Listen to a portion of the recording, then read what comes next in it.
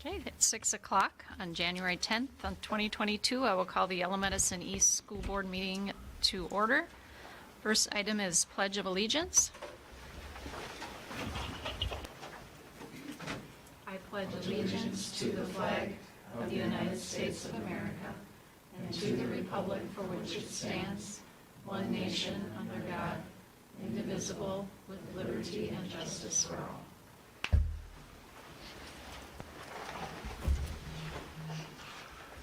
Next item is roll call of board members. Start with Director Zempel. Matt Zempel. Ron Underberg. Sharon Rupp. Sonia Peterson. Jeremy LeBlanc. Amanda Lacey. Ron Winter. Thank you. Next item is approval of the agenda. Is there a motion to approve tonight's agenda? Motion. Go ahead. Motion to approve by Zempel. I'll second. Thank you. There's a motion and a second. Any discussion? Hearing none, all those in favor say aye. Aye. Opposed, no. Motion carries. A reading of the Wyoming mission statement, and I will go ahead and do that. Our mission is to provide a caring environment of high expectations that prepares every student for a successful future and instills the value of learning. Next item is public address to the Board of Education. Anything not on the agenda? Okay. Did you receive any? No, I did not. Okay. Next item, we'll do our board organization. And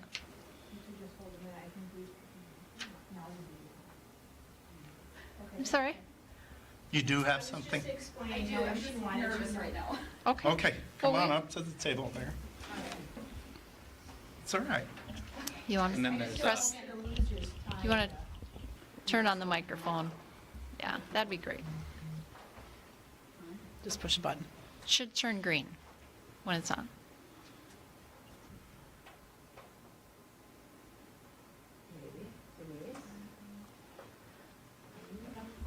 A little technical difficulty with your mic.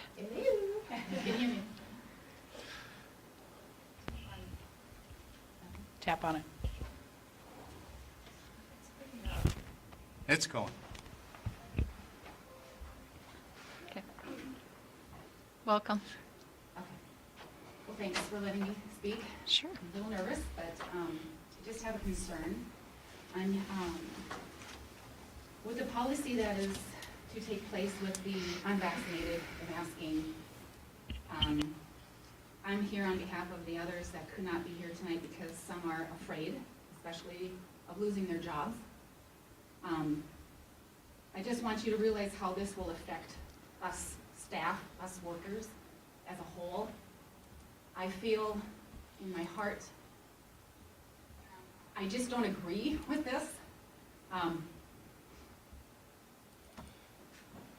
There's many that I work with that do not agree with this. And, sorry. I know you have to go through channels, I don't know, but with the 208 policy, it does need to go through proper channels, and there's a process of implementing a new policy. I just want you to think hard on this. It will cause, I just want you to realize it will be, the negativity, it will impact on all of us. Because right now I feel we're divided, because I work amongst it. And I love my job, I love working with the children, and I don't want them to get affected. But in my heart, I feel this is just wrong. So I'm just speaking on behalf of them tonight that can't be here. I guess that's all I have. Thank you very much for coming. Yeah, appreciate it. Okay, anyone else?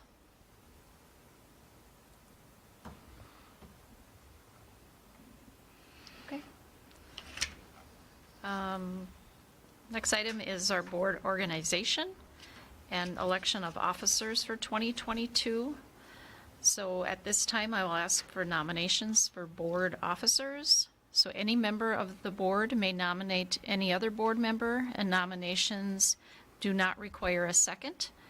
Call for nominations will be made 3 times to ensure that any board member wishing to make a nomination has ample opportunity to do so.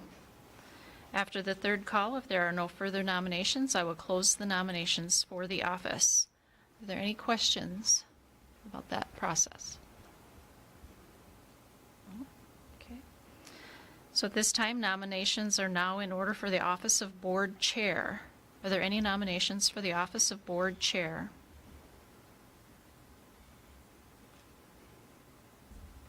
I'll nominate Sharon Rupp for board chair. Okay, Sharon Rupp is nominated. Are there any other nominations for office of board chair? Are there any other nominations for office of board chair? If there are no further nominations, nominations for the office of chair are closed. Sharon Rupp is the only candidate nominated for the office of board chair, and I hereby declare her elected by acclamation and direct the acting clerk to do so, to so record in the minutes. Nominations are now in order for the office of board vice chair. Are there any nominations for the office of board vice chair? I nominate Sonia Peterson. Sonia Peterson is nominated. Are there any other nominations for office of board vice chair? Are there any other nominations for the office of board vice chair?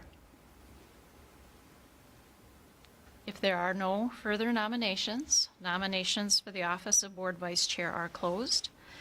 Sonia Peterson is the only candidate nominated for the office of board vice chair, and I hereby declare her elected by acclamation and direct the acting clerk to so record in the minutes. Nominations are now in order for the office of board clerk. Are there any nominations for the office of board clerk? I nominate Dawn Odegaard. Dawn Odegaard is nominated. Are there any other nominations for the office of board clerk? Are there any other nominations for the office of board clerk? If there are no further nominations, nominations for the office of board clerk are closed. Dawn Odegaard is the only candidate nominated for the office of board clerk, and I hereby declare her elected by acclamation and direct the acting clerk to so record in the minutes. Nominations are now in order for the office of board treasurer. Are there any nominations for the office of board treasurer?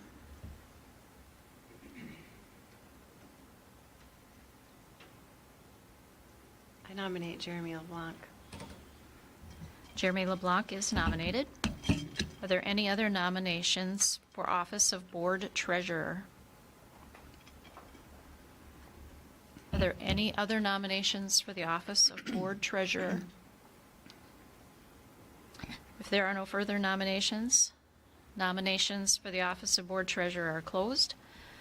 Jeremy LeBlanc is the only candidate nominated for the office of board treasurer, and I hereby declare him elected by acclamation and direct the acting clerk to so record in the minutes. And thank you all. Next item is committee membership for 2022. We'll start with negotiations committee. Can I make a suggestion? Sure. Would you folks entertain the idea of them being stand pat unless you want something different? We can expedite this a little bit. I guess I would like to offer the opportunity, whoever would like to speak up and say they'd like it. Okay. Okay. So negotiations committee currently is Sharon, Dawn, and Jeremy.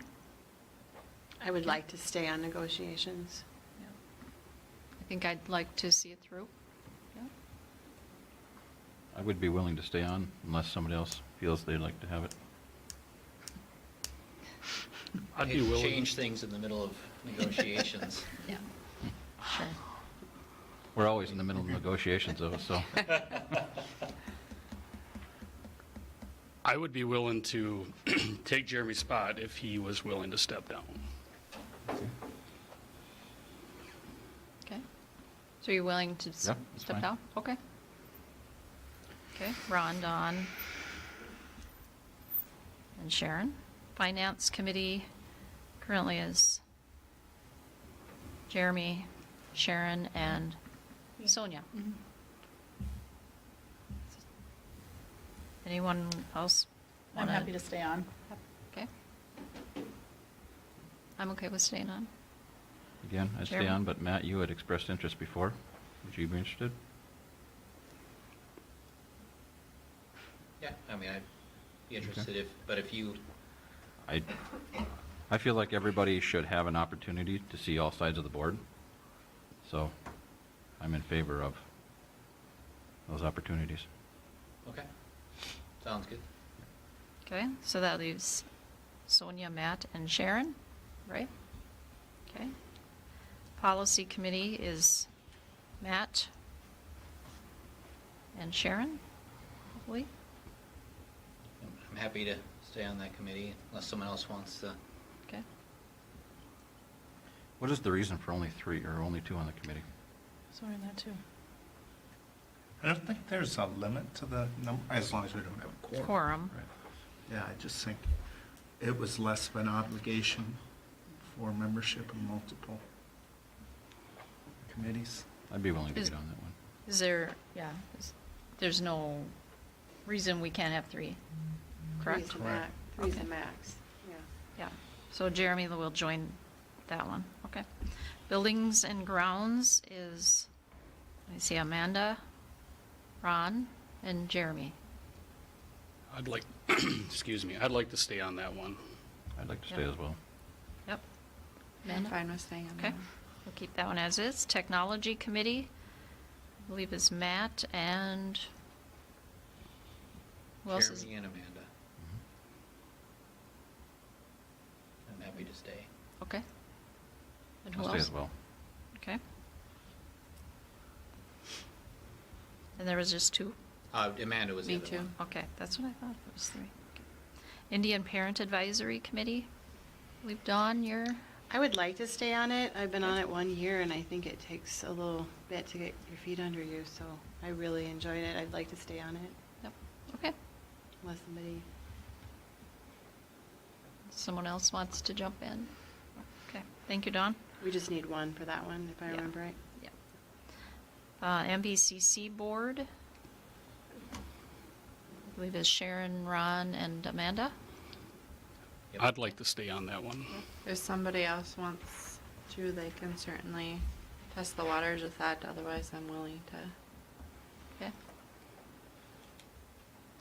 I think I'm okay with that one as well. Okay. So keep that one the same. Minnesota River Valley Education District, the MERVED Board, That's me. that's Sonia. And I'm fine with staying on that one. Okay. Minnesota State High School League Representative, I believe is Ron. I'd like to stay on that one. Okay. Minnesota School Boards Association Liaison, I believe that's me, unless. Okay. The Minnesota Oh, School Board Association is Dawn. The MSBA Liaison. I thought it was, but we had Sharon for Maybe the I- minutes. It doesn't really matter. It makes sense for the chair to do it, really. Okay.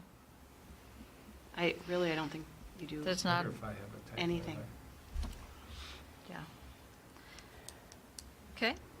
Any other questions on that? Otherwise, I think our committees are set for the year. Okay. Next item is consent agenda. Is there a motion to approve tonight's consent agenda? Do we have to do the incident command team?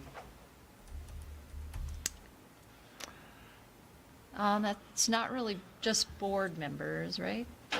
What do you think? I just was on the. We just Good can't have question. a quorum. It's Yeah, a great membership question. serve.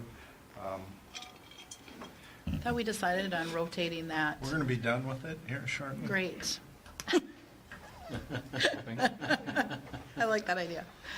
I think rather than setting it, I think we talked about if you have a meeting and another board member wants on, we kind of all said somebody would step off Right. so that we wouldn't hit a quorum. Mhm. Wouldn't that be more Okay. fluid if we didn't set it? Yeah. Yep. Yeah. Like there might be a few that are regulars, but Well, maybe this is the time to talk about it. Is there somebody else that wants on it instead of I'd like to stay on. Matt, Ron, and? I would like to Sonia? stay on that board as well. Could be on that one, but if someone else has a desire, or if they just want to join in one day and I need to step out. And we set out, yeah, I you know, would be happy to do that too. Happy to do that too, so.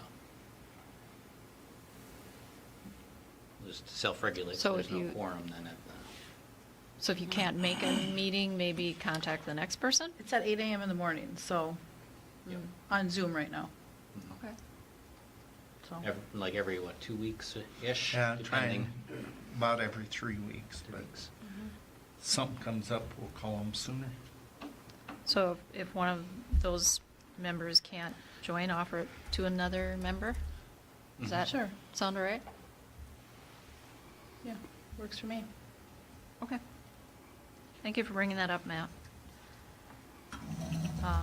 Then consent agenda? Is there a motion to approve tonight's consent agenda? Motion by Zempel to approve the consent agenda? There's a motion. Is there a second? second. There's a motion and a second. Any other discussion? Hearing none, all those in favor say aye. Aye. Aye. Opposed, no. Motion carries. We're on to item number 9, reports, and we'll start with YME FFA chapter and the Florida trip report and request for March of 2022 with Daryl Repsland. Okay, thank you for letting us come in tonight. I'm going to pass out to everybody just our itinerary, so you guys have an idea of what we're going to do. And I believe you've already got the request on your email.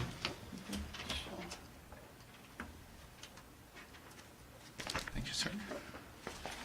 Thank you.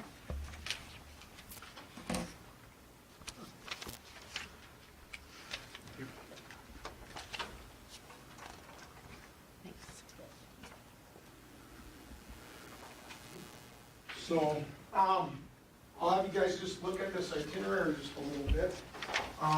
While you're doing that, I'm gonna have my FFA members that did come tonight stand up and introduce themselves. You guys know who they are. So go ahead, Emily, you can start. Hi, my name's Emily Peterson. I'm a senior here at the high school, and I'm president of the YME FFA chapter. Welcome. Hi, I'm Ron Drake. I'm a sophomore, and I'm the reporter. I'm Tony Kotek, and I'm a sophomore, and I am a member. Hi, I'm Lily Janish. I'm a senior, and I'm a member. I'm Stephen, I'm a sophomore, and I'm just a member. Not just a member. All right. So, I just wanted to make you guys aware of what we do when we go on these trips. We've been doing quite a few of these. We've been to Maui twice. We've been to Puerto Rico. We've been to California, and we've been to Alaska on these trips. Normally, we do them every other year. Last year, due to COVID, we couldn't go. So that is probably the only reason why the band choir and FFA trip is doubling up in the same year. Because if we didn't go this year, we'd have some seniors that haven't had a chance to go on a trip, that have earned money to go on this trip, and they would miss out on that opportunity. So that's why we bumped it up to go this year. We're planning on doing another trip next year to get offset from the band choir, so we're not the same year. But if you want to just take a minute to look at this itinerary, if you have any questions, it's laid out pretty much in detail what we do every day. The goal has always been to run it like a regular school day would be, because it's meant to be, fun but educational also. So, we're up at 7 o'clock every day having breakfast, and we're out the door going to either tours. Most of the ag tours aren't on the weekends, they're usually during the weekdays. So our Monday Monday, Tuesday, Wednesdays are kind of heavy on the ag tour part. As you can see, first day we get there, Saturday, we'll be going to the Kennedy Space Center. I figured we're that close. I'm 59 years old, I've never been there, so these kids might never get a chance to do it again. So we're gonna take an opportunity to go there. It's gonna be a long day, because we're gonna get in kind of late to our hotel and get settled in. So then Sunday, we're just gonna have kind of a chill day, just to get regrouped and ready to go. And then Monday, we're gonna start with our ag tours. And then Tuesday, we've got another ag tour in the morning, and that happened to be in North Fort Myers. And when Perry Offedall and I were planning this trip, we got to thinking, well, we're pretty close to spring training camp. Let's see if there's any games. And there is a game on that same day in the afternoon against the Atlanta Braves, who just won the World Series. So let's take the kids to a game in the afternoon. So we did throw a fun thing in there. Not that the ag tours aren't fun, they're fun and educational, but that should be a pretty neat deal to go to spring training. Once again, I've been to a spring training in Arizona before, but not a Twins spring training, so it'd be a good thing. Wednesday's gonna be a long day. We're gonna drive down to the Everglades. We're gonna do airboat tour and rides, and then there's an working alligator farm that we're gonna tour down there and see what that agriculture industry is like. So obviously, we don't see anything like that in Minnesota, so could be pretty interesting. And then on Thursday, we're gonna tour a ag high school department and their FFA chapter. And in the afternoon, we'll go to a fruit farm, citrus farm, tour that. And we've kind of made this a tradition that on our last night there, we always have everybody bring some nice dress clothes. We get dressed up and we go out and eat at a nice restaurant, kind of recap the trip with everybody. It's a night that we don't require cell phones. We gotta leave them in the hotel. And the last two trips we've been on, the waitresses have always commented on the fact that the kids are talking to each other, they're not on their phones. So, and it's turned out to be kind of a neat tradition we've done, and they interact with each other pretty well. So, and we get to find out how the trip went for them. And they do journal too. We give them a journal book when we leave, and then about halfway through, the chaperones and we collect them up halfway through just to make sure they are journaling, and then we give them back to them, and then we collect them up when we get back.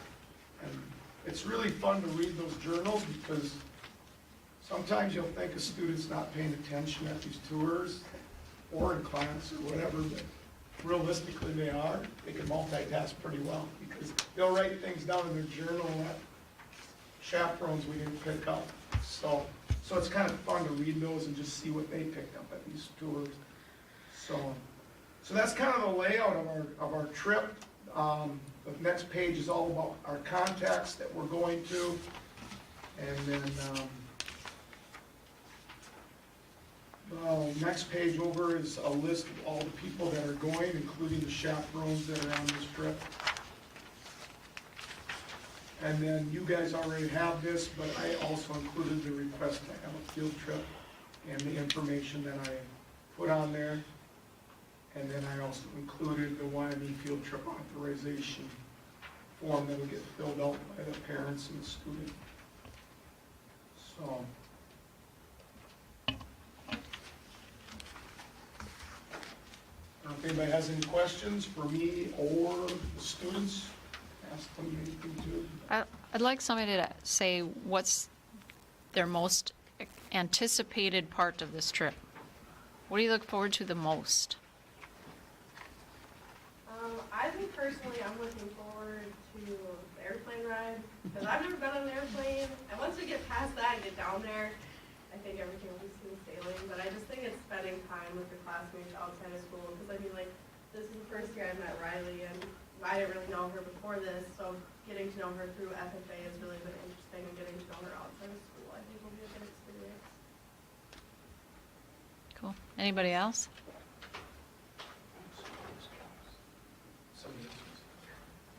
I'm really excited to see the alligators. Yeah? I watch a lot of people, so I'm really excited for that one. Yes. Interesting that they have farms. I was thought they just ran amok in the Everglades. Yeah, one of the places we're going to is a cattle ranch that we're gonna tour, so we'll see that. Citrus farm, a lot of citrus farms. So, yeah, it should be educational and fun. I mean, the past trips we've done, kids have always come back. And, you know, some of the comments we always get from kids is, and it's not just these trips and the 14 to 20 kids that go on these trips, but I often have FFA kids talk about how the one thing they take from FFA is that it feels like a family. And we do, we get pretty, when you spend that much time with students, you get to be pretty close to them. And so that's always something that they've always appreciated, is that we keep it kind of like a family. And we have everybody's back. So I've always, you know, taken great pride in being able to deliver that to the students. And Harry and I feel the same way, you know. We'll do anything for those kids. And as an advisor, that's always my goal too, is just, they come up with the ideas, we just approve them and go with them. And I prefer to go with them more than tell them not to, because I like it when they come up with the thoughts and the ideas. That's how you learn, so. Any other questions? Any other questions? No? Well, our our action item is later on the agenda for us to approve or disapprove the Right. trip, but, yeah. Okay, awesome. Okay, All right, thank you for your thanks. time. Thank you all Thank for you. coming.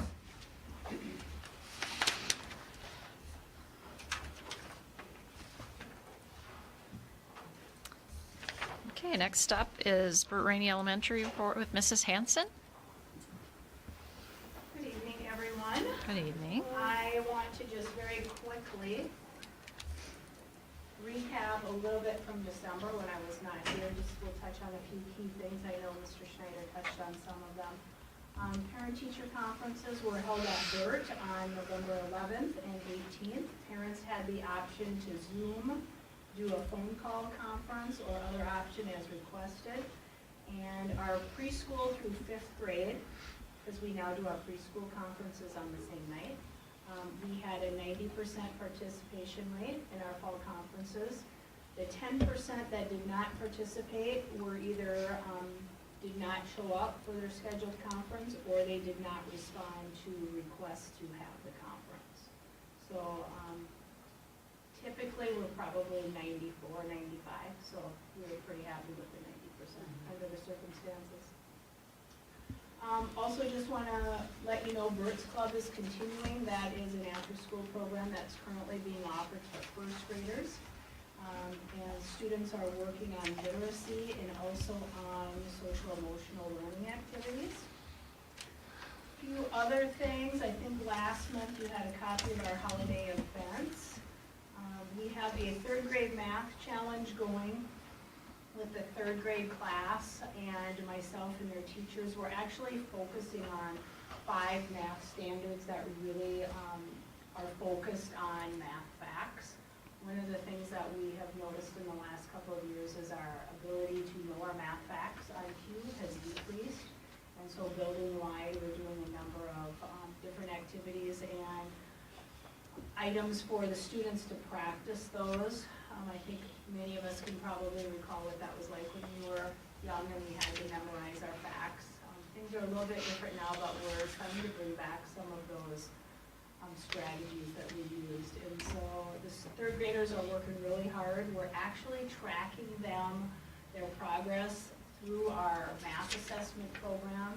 We call it progress monitoring. We're able to identify those particular standards. And so they're actually taking that math portion more often than the entire building.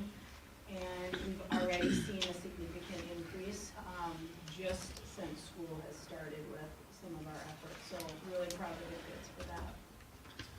Also just wanted to mention our Lego League team, some information. Mr. Schneider, do you remember, I don't want to repeat anything on the Lego League. Did you go through? I don't remember. Okay, sorry. I'll just touch base on this. From Mrs. Beth Jan, and Mrs. Amy Herman, they had shared this with me. We have had at least one team in the program every year except last year since 2010. They have filled 2 teams since 2014. In almost all of those seasons, the team or teams have moved on to the next level of competition, and they have a long history of success with elementary students and robotics.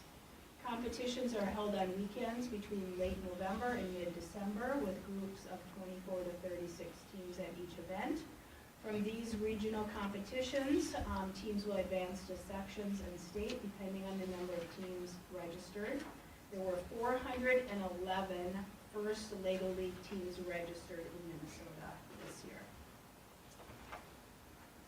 Moving on to some of my January things, our January STAR testing window opened today, and that is actually district-wide. And so one of the things middle school, high school, and elementary does is we are working to have our testing windows the same, and that really helps out when we start to look at data, especially as they move from the elementary to the high school. Also wanted to just touch base with you on e-learning for Burt Rainey. As you probably are aware, last Wednesday, we had an e-learning day, and prior to that, one of the things that the elementary staff and I had worked on was, well, what can we do to make this better? We had a few obstacles. Number one, our students do not have school-issued devices at home, but we also really wanted to be able to bring some live instruction. And so a couple things. Each grade level has a morning and an afternoon live instruction time. That is optional. So if Matt's children are not able to log on for whatever reason, that's totally fine. It doesn't hurt attendance. It doesn't hurt any grades. But we did, I know, I don't have all of the data from everyone, but in particular, I know one teacher made the comment to me that she had close to 80% of her kids and that was one of our older classes, had logged on for lessons. In addition, the other thing that we added was we added preschool. So last year, we did not have e-learning for preschool. And we, made sure that preschool parents knew it was completely optional. We wanted them to also have an opportunity to do some live instruction with their preschool teachers, and so all of pre-K, all the way through 5th, are now doing an AM and a PM. We're still gathering documents to see what our attendance rate was for that day.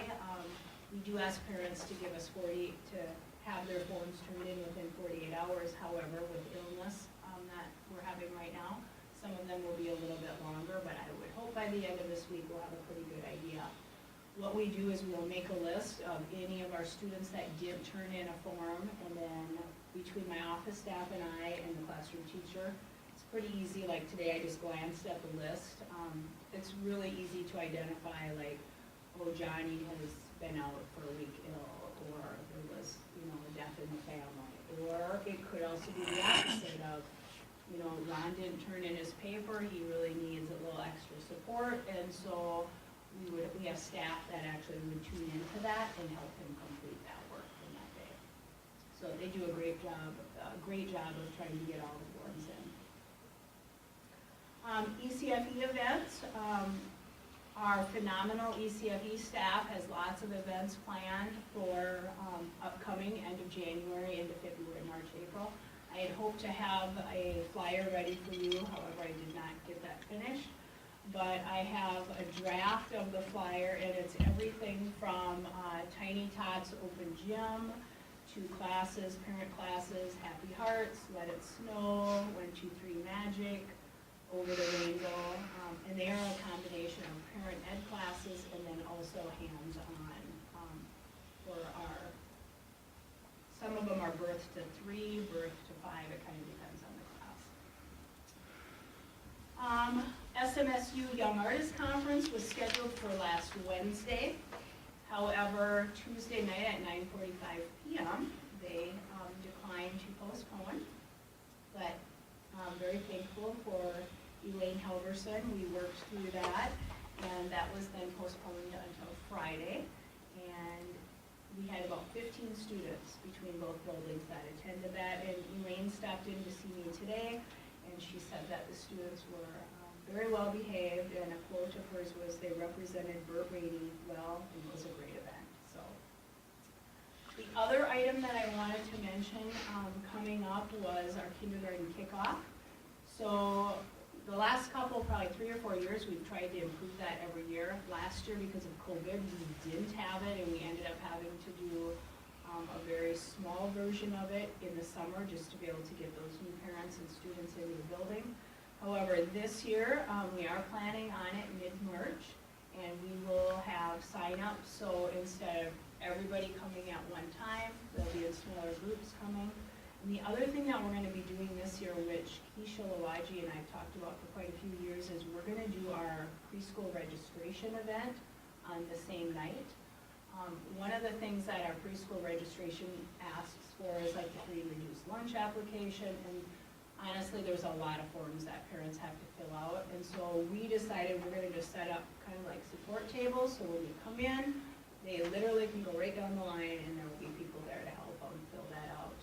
And so we're gonna be doing that in conjunction with our kindergarten kickoff, so I will have more details on that in February. I also just wanted to draw your attention to some student work samples that I brought. You'll see some on both walls. Thank you to Angie Olson, one of my assistants who came over earlier today to hang those up. Also, I just wanted to point out the second grade igloos that are in front of me. I was a little worried about getting them over here safely, but so far so good. One of the things that was shared with me was the students had a couple directions. They were shown the supplies. They then had to plan the design, and they only used 2 supplies, which was frosting and marshmallows. So first step was plan and draw, second step was gather supplies, and the third step was to create. Before I get to my next part, does anyone have any questions? No, thank you. One of the other things that I really wanted to mention tonight, just wanted to take an opportunity, even beyond our kudos this month, to really express an appreciation for my staff.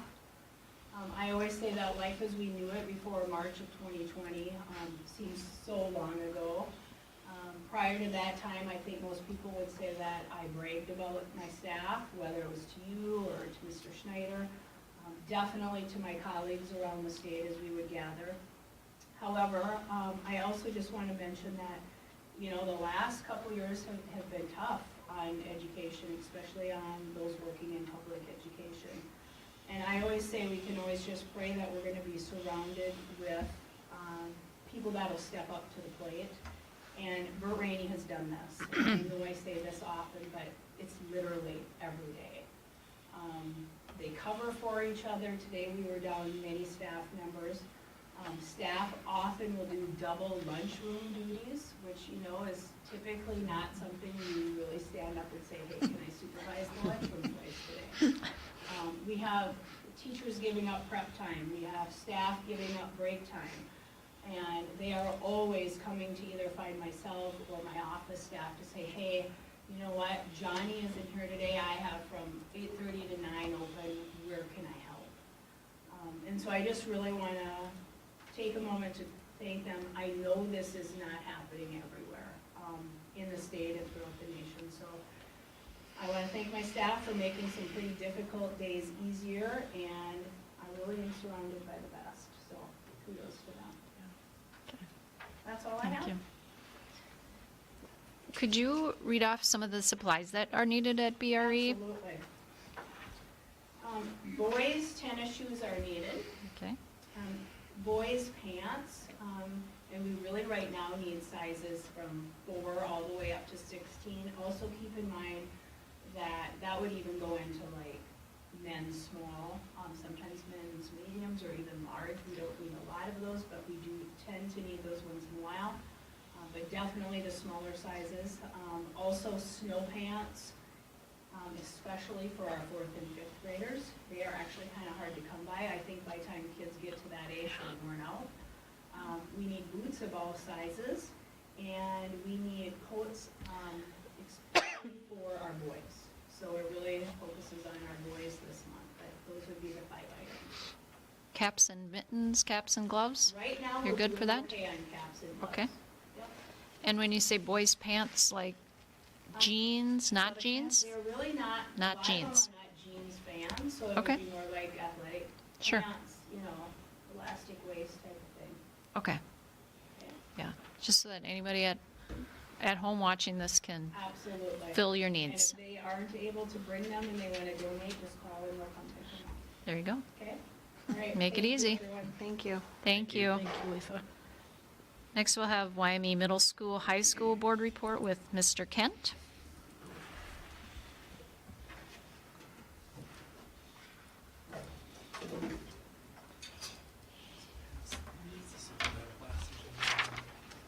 Thank you.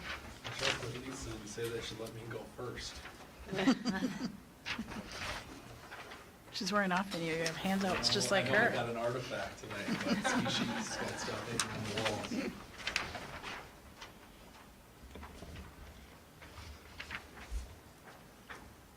All right, good evening, everybody. Good evening. Hello. All right, a couple of recap items to start us off. Our middle school rewards day had a great, and I know Mr. Snyder went over some of these as well, but kind of wanted to hit on some of these things. Kind of wanted to give our middle school kids a carrot as we looked ahead to the break time, and it was really a big success. They showed the movie Elf, I believe. I've often there. The kids really enjoyed it.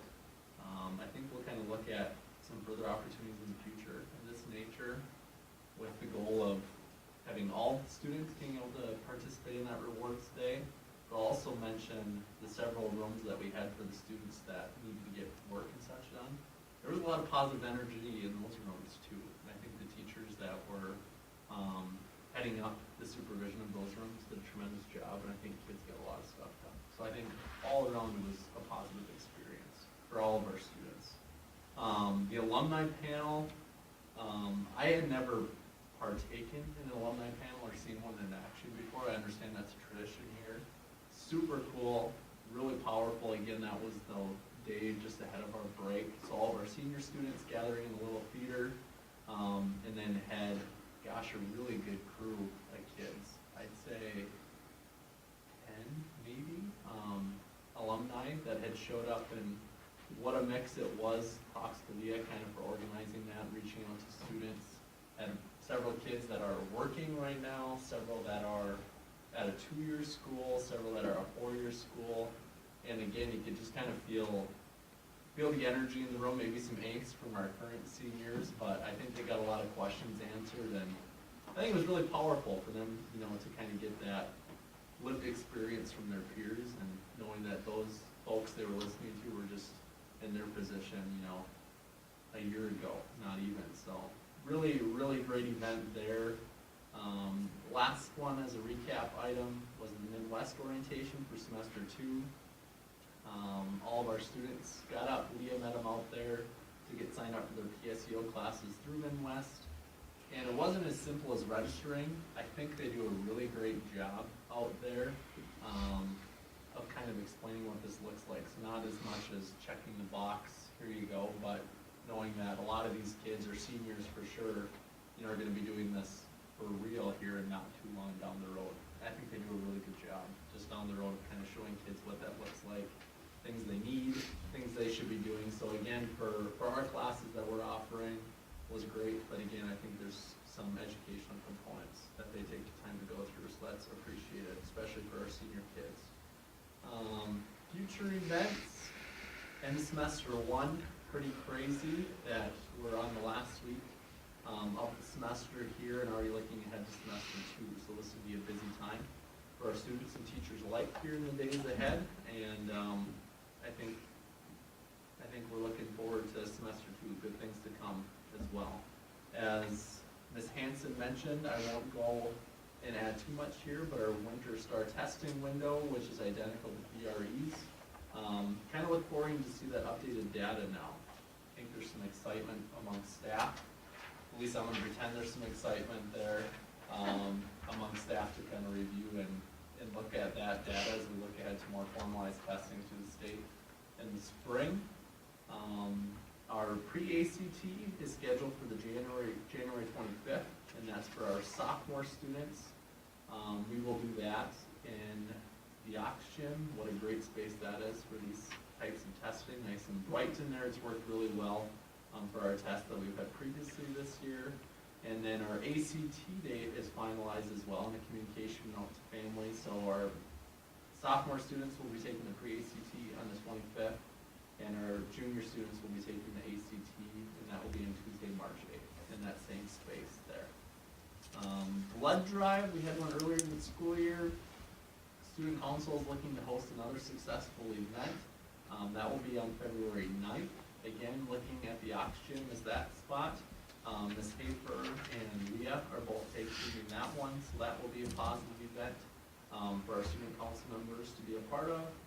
And the Minnesota Student Survey, Ms. Hanson and I have been working on some communications, getting this out to families. That'll take place on the 24th of February, with the 25th as our backup date. For whatever reason, that may need to be employed. And that will be administered to grades 8, 9, 11 at the middle school, high school, and I believe is it grade 5, right? So 5, 8, 9, and 11. And we'll look forward to kind of desegregating that data as it becomes available in the months ahead as well. And there was some communication that just recently went out to families that are affected, so our 5th, 8th, 9th, and 11th grade families. I think last week we sent that out maybe. Last kind of couple things I want to talk through, some great things happening at the middle school, high school. Want to touch on our department meetings. Instituted holding monthly department meetings at the middle school, high school, so our English department, our math department, of course we did combine a couple. This morning we just had a meeting with our arts, music, and I think social studies. So again, kind of some hybrid groups, but really, really great discussion. A lot of strong problem solving happening at these meetings. Like I said, sometimes it's interesting too when there's some crossover just due to the number of staff that are in those ones to make sense, but oftentimes there's some really, really great conversations that can happen across those domains too. So that's been something that's very positive, something we're continuing to do. We're really looking at opening lines of communication among our staff, and this has been a positive in looking to do that more. The next one I wanted to point out was the No Child Left Inside grant, and that was sponsored by the Minnesota Department of Natural Resources, and Ms. Eisfeld is credited for this one as well. Over 100 applications were received, and only 46 of those applications were granted.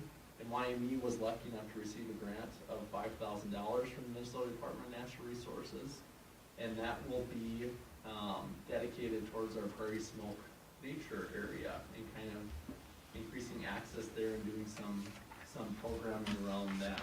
And I will admit, when Tammy and I met on this and visited, and she mentioned the Prairie Smoke nature area, I had no idea what she was talking about. So I'm very excited to take that in myself in the spring. So Tammy's gonna look to kind of reignite that, and again, she's got some fantastic ideas around getting the students out there here right away in the spring. So more information to come on that. Last one, reasons to be proud of our school. I sent just this little flyer around here with some items listed. Where this came from ultimately is, it seems like kind of similar to what Ms. Hanson stated. You know, it's kind of been a tough go for educators and a lot of folks outside of education here the last couple of years. And at our staff meeting, we hit on some heavy topics, and then I thought our time was best spent kind of initiating this activity. So staff members kind of just paired up in teams. We got in little groups when we had our meeting on Friday, and just had all kinds of great conversation about reasons to be proud of our school. And kind of the message was, us as educators, you know, are trained ultimately to find problems and to then initiate solutions in response to those problems. So I think really good people, really good education teams, really good teachers are really good at that, identifying those problems, but the message was that can be exhausting at times as well if you don't take some time back and reflect. If we're always looking for the next problem, always looking what can be improved upon. So we had 20 minutes ultimately dedicated to all the fantastic things that are happening at the middle school, high school, and why we're proud to be a part of the middle school, high school here in Wyoming. And we kind of just said as staff, I sent this out to them, and this is by no means an exhaustive list. So all kinds of reasons to be proud to be a part of the staff here at Wyoming Middle School High School. Any questions? Any questions? Okay. Thank you so very much. Thank you. Next up is district report with Mr. Schneider.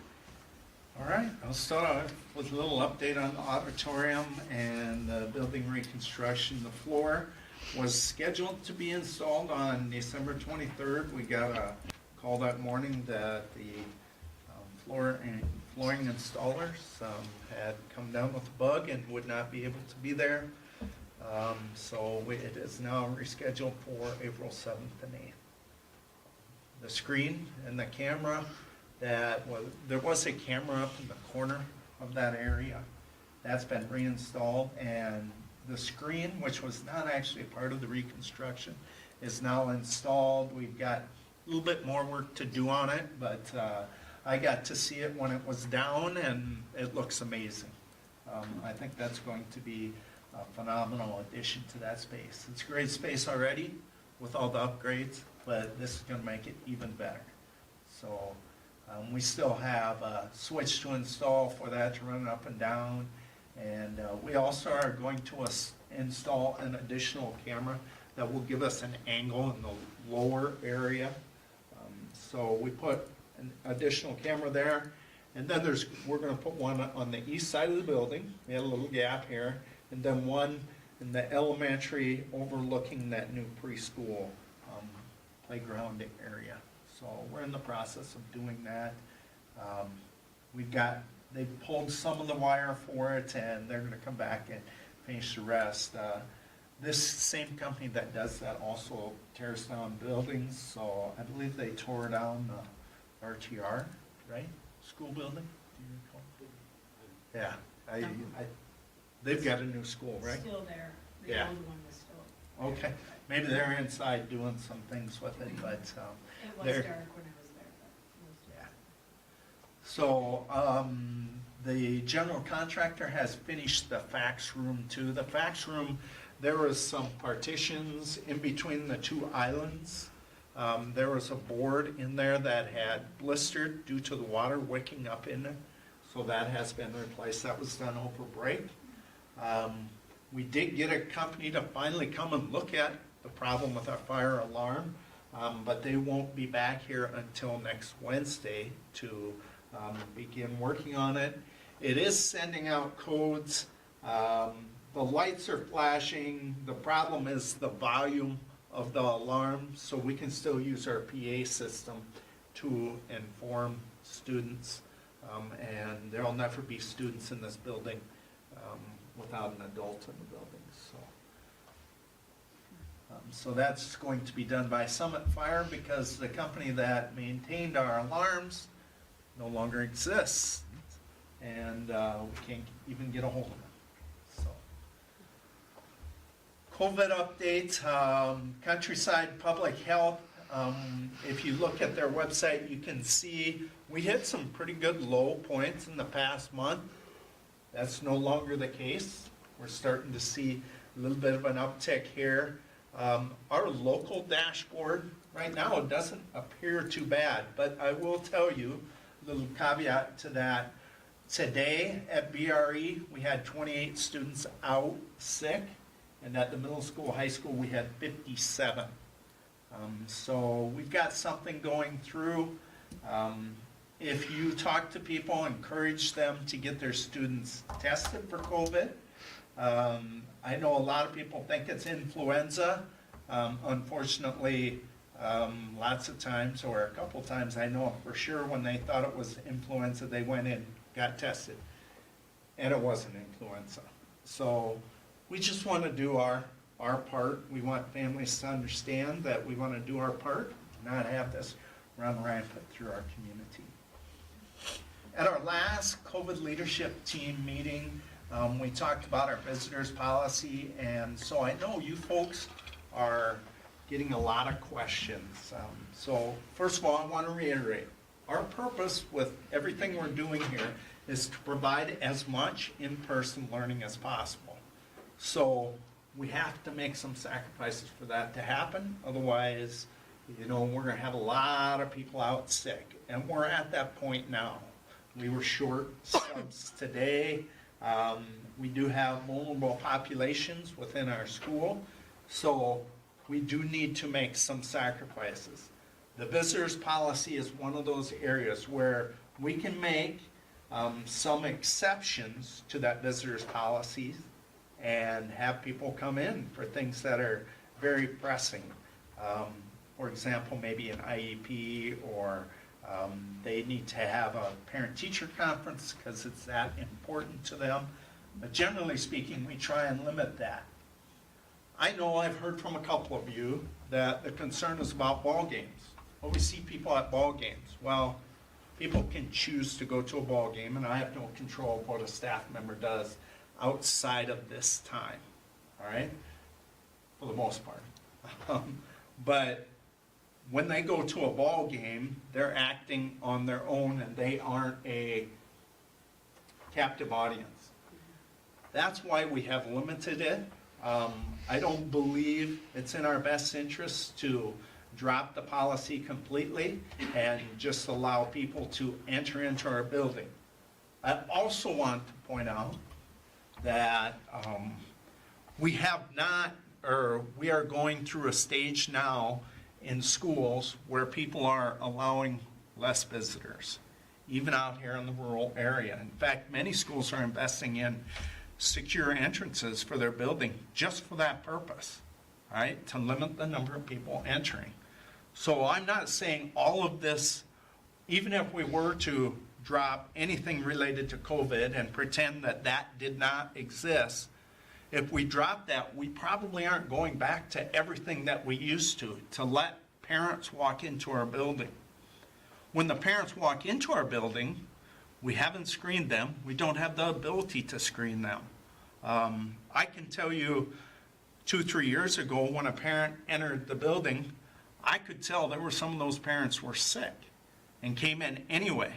I don't think this is going to change that. I don't think they're going to stop at the door, because if they don't believe in COVID, they're going to walk right in, right? So I think that can only further compound our situation. I know that's hard on parents. They want things to go away. But we're just not living in a world, in my mind, we're not living in a world where things have gone away. I want to keep our staff members as safe as possible, so I would like to continue with that. Thoughts or questions about that? Questions for me or even the principals? Yes. I have a question. Hearing that we have, what, about 60, 70 kids in our district that were out today, and I know we talked about it before, but how are we doing with helping them students stay caught up? I think when we talked about it before, we talked about a case-by-case basis of addressing that, but it sounds like it might be getting larger than that if the numbers continue to rise. So do we have a plan in place to alter strategy on how we help them stay current with their schoolwork and lessons? I think it still kind of falls back. When we made the choice to get a vendor for our distance learning, we kind of abandoned that virtual learning. Now, I'm not saying that there's no possibility. I think you could reach out to a staff member and see if that's a possibility. But at this point, we don't have the resources, because right now they're teaching in class. Even if they turned on the camera, that's not how they're teaching. They're back to teaching in person. I agree with that, but I just wonder if not having some sort of method to help that along, that it's encouraging children who maybe are ill enough to be home to be here just so they don't get fallen behind. Well, what did we do prior to COVID? I mean, I feel like, you know, in elementary, you'd call in and the teachers would gather their work if they were gone for how many days? Is that something that still can be done, that they can work on assignments at home if they're able to do that with their parents? I agree. I mean, is that something, Mrs. Hanson, that is being done in the elementary? Or even in the high school level, too? I would say it's somewhat tough, like, so today, you know, of the, how many, I can't remember how many we got done, or 57. Lunchroom was quiet today, so the middle school lunchroom was quiet, and we put a few out. But, you know, how many of those kids have influenza or whatever it may be? You know, we're probably not gonna be reaching out to families, nor are they gonna be reaching out to us if they're gonna be out 2 or 3 days, you know, with a stomach bug. And I think that's kind of where it's on a case-by-case basis.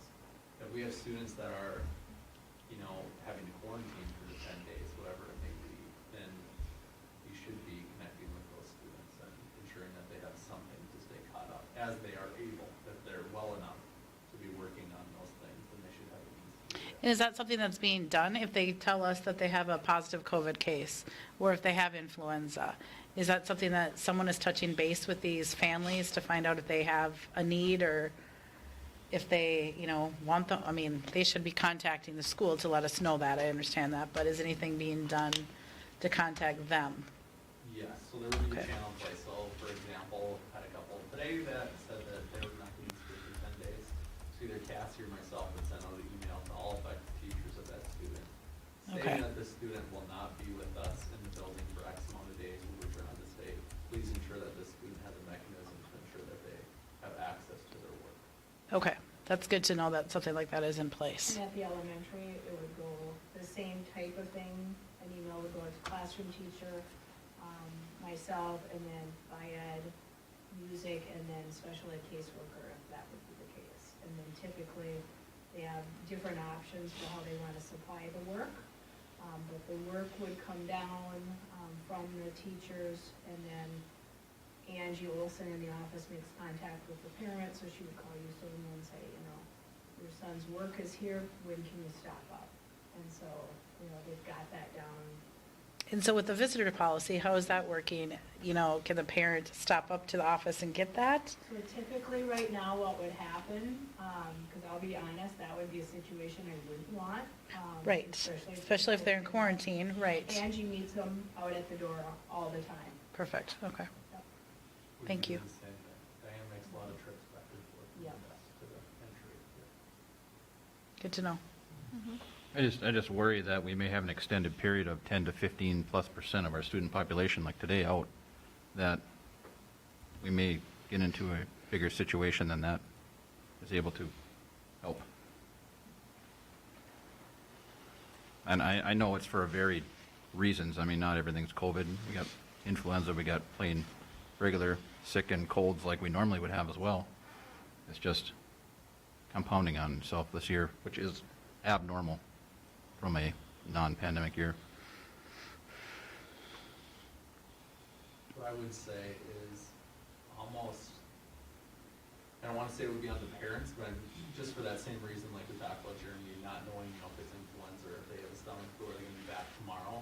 You know, if the students have an indication that my kids can be out of the building for X amount of days, if they make contact with the school, my stance is we're going to do our best to get them things if they are able to work on those things. Like you said, regardless if it's stomach, COVID, whatever it may be, if there's a request for work for a student, I think we're going to do our best to honor that Okay. for those things.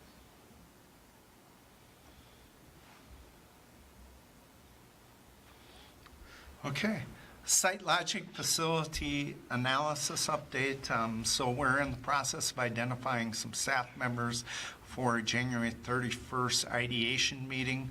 We'll have a separate meeting for the Buildings and Grounds Committee members, department heads, and the administrators, and go through some of the same process of thinking outside the box of how we can do some things to improve the quality of our building here. Does not mean, I want to reiterate, does not mean we're building new. The rest of the board, eventually the report comes to the rest of the board, so everybody is eventually involved in this. I'm going to pop up on the screen there our vaping sensor. So I'm going to cast this so you can kind of take a look at what that looks like. This is the dashboard of the vaping sensor. Now, don't panic, the red. This was installed by us, so it has not been calibrated, right? So we do know that it doesn't take much for the vape sensor to pick it up, and we did have a positive. We did have it go off today. So that was dealt with as our procedure will be. So that gives you an idea of all the different things that can be sensed on it. I've not had any training on it. I'm just kind of watching it, just to see. I know I got what was it, a text message and email, right? Did you get a text message too? Okay, so it must only be on my phone. So I got a text message and an email today when it did go off. So it has here also, it has a graph, kind of gives you an idea, but again, it's not calibrated. And so it has a couple different ways. The one thing that's challenging for this is actually not connected directly to our camera module, and so things aren't synced up perfect, so, but that would be more expensive.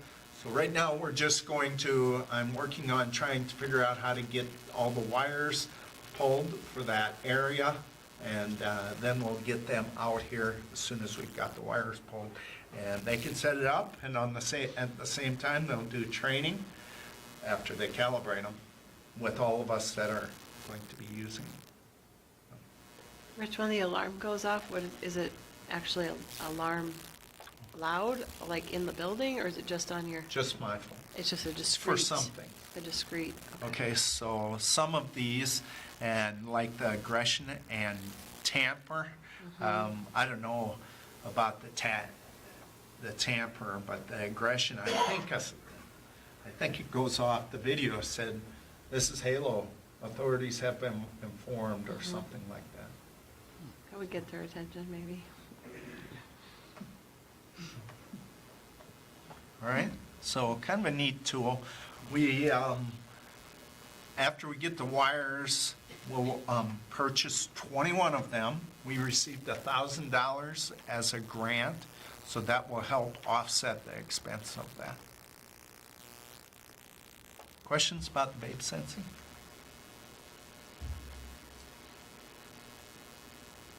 All right. Yeah, it is. Yeah, tons. All right, the next item is shortened quarantine. You probably heard a little bit about the shortened quarantine, to shorten it to 5 days. The 5 days would be then from 5 to 10, they would need to mask. And anytime they have symptoms, they would have to allow us to test or go home. It could be challenging to manage this, honestly. Because managing the mask requirement is challenging anyway. So we do not know what the protocol will be from the Minnesota Department of Health. We're kind of waiting for them because they're actually our higher ups. So, but they're telling us Wednesday we'll have it, and then we'll try and work on it right away and see if we can we do want students in our building, right? But we don't want sick kids in our building.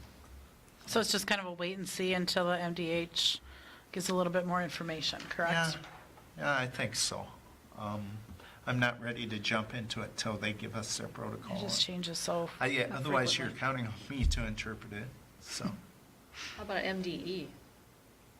MDE. Or Well, MDH is the one that determines all the health standards. So really, they have more authority Than than NDE? MDE.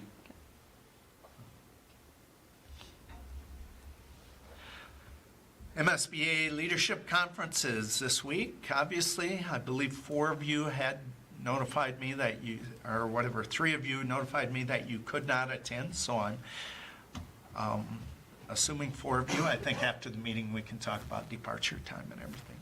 So I will be gone next Monday and Tuesday for my superintendent. I'm getting national board certified. I've been able to skip the other ones due to some things at home, but I need to be there the 17th and 18th, and then one more meeting, and then I should be done, hopefully. So, we have some committee meetings coming up.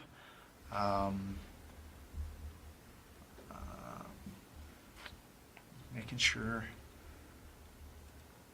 covered everything. ESSER 3 application, our FIN 161 and 160 was approved. I finally got an email back from them after I inquired about it. That means that we'll go into the process of developing a more detailed budget. We're pretty good for the 20%. The other 80% we'll start crafting things to use that for. Remember, we have through September of 2024 to spend that money. Let me see. Melt is coming up next Monday and Tuesday right now. We're still planning to attend it with our staff members. Where's that being held this year? What's that? Where's that being held this year? Lacaparo Valley again. Don't they always hold it? Yep. Okay. That's where it always is, and it always seems we get bad weather. It's always cold So there. has anybody looked that far ahead? All right, so we're intending to It doesn't matter attend. when it is. It's always cold at Lacaparo. Yeah, it's always windy. Mass will be recommended, but not required at this point, so. All right, Okay, any questions for Mr. Schneider? sorry so long. It's okay. Any question? No? Okay, thank you very much. Next item is our celebrations and recognitions. From Burt Rainey Elementary, thank you to Ron Pooler and Tony Birding for assisting with delivering items to the local food shelf. Your assistance and muscles are appreciated. And thank you to the YME Snow Removal Crew for always taking care of our sidewalks and parking lots hours before staff arrived. Thank you. Thank you to Dave Schuler and Beth Jan for organization and creative talents in putting together the 89th annual Burt Rainey Elementary Variety Show. A special thank you to Cade Davidson for his support and assistance with various parts of the variety show. Thank you to Amy and Amber Engesser, Mariella Klaus, Dave Schuler, Beth Jan, Carrie Shackelford for providing holiday music in the BRE main entryway the week before Christmas break. Your talents and efforts were appreciated by many. Thank you to Heather Richter-Kling and Melissa Jimenez for assistance and expertise in assisting us with classroom coverage. Your ability to be flexible and your positive attitude is appreciated and acknowledged. Thank you to Elaine Halverson for all your work in getting the Young Artist Conference organized and ready for students to attend. Your eye for detail and your care for our students is appreciated. Thank you to Kathy Eniga for always offering to assist during times of need and for coming out of retirement last fall. We are so lucky to have you back with us. And thank you to the Burt Rainey Elementary staff. Thank you for always jumping in to assist during staff shortage times, for your brainstorming ideas, and for always putting our students first. You are an amazing group of people. And from the YME Middle School High School, Kim Hafer works hard to provide strong opportunities for the students that she works with through her classroom teaching and interventionist work. She establishes strong rapport with her students and is flexible when working with students. Thank you for all your hard work, Mrs. Hafer. Christy Rasmussen is always willing to go the extra mile for the students that she works with. She brings a positive attitude to her role, establishes strong relationships with the students that she works with, and is always willing to go the extra mile. Thanks for all you do, Christy. Officer Mike Toole is an incredible asset to the YME district. His expertise, drive to form and maintain relationships with students, and constant willingness to provide support is greatly appreciated. Thanks for all you do, Mike. And from the YME district, Jeremy Wilcox has undertaken a very daunting task for our district and has been willing to learn so many new techniques and dig in to find information. He has proven to be a very valuable asset to the district office and administrative team. The learning curve is very steep, but he has been very willing to climb it and ask questions when he needs to. So thank you. Okay. Next item is committee reports. Negotiations with EMYME met January 6th. I think we're getting down to, the language items are worked through. Just some final details to be worked out. And next meeting is January 20th, I believe. Yep. Yes.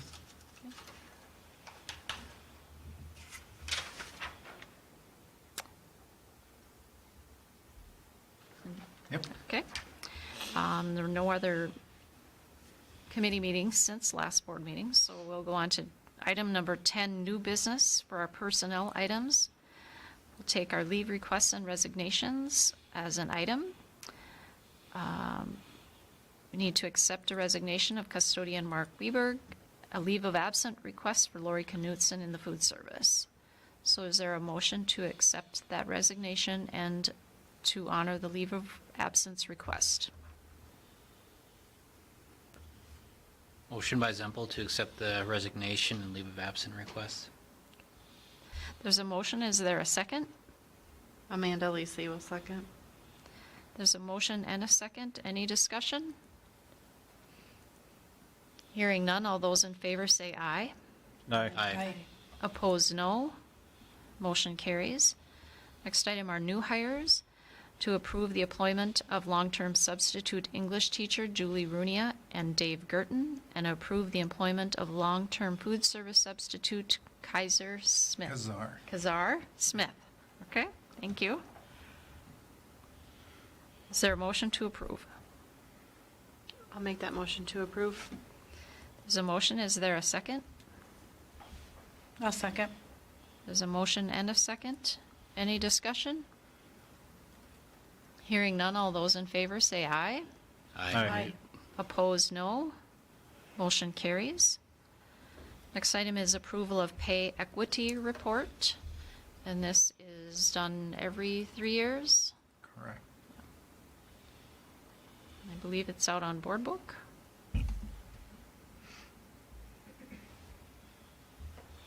Is there a motion to approve the pay equity report?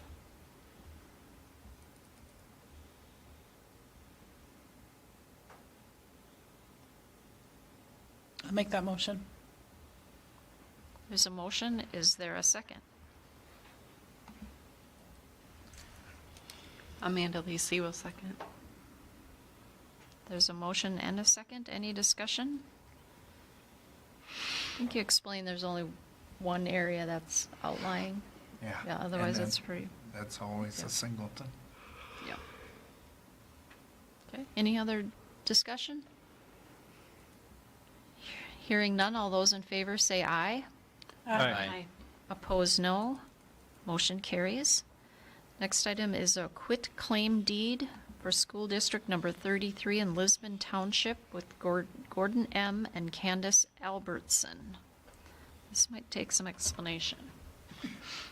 All right, so what it is there was a small chunk of land set aside. I don't know the history of school and public lands here in Minnesota. I can only speak my memory. What little knowledge I have about it, there's a portion of each township was set aside for a rural school, and that land was then required to be used in that capacity. The building set on that land. This building was sitting on that land and has been abandoned since, and they have been farming. This resolution will allow us to negotiate for an amount. You can either direct me for the amount, or you can take a look at what they're recommending. I think that's their bid there of $3,000 in that amount.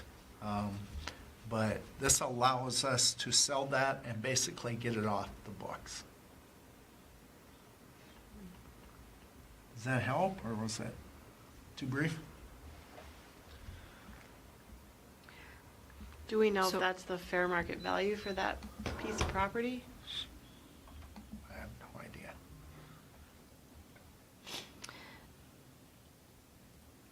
And this letter came from the buyer's attorney? I believe so. I believe he is representing the buyer.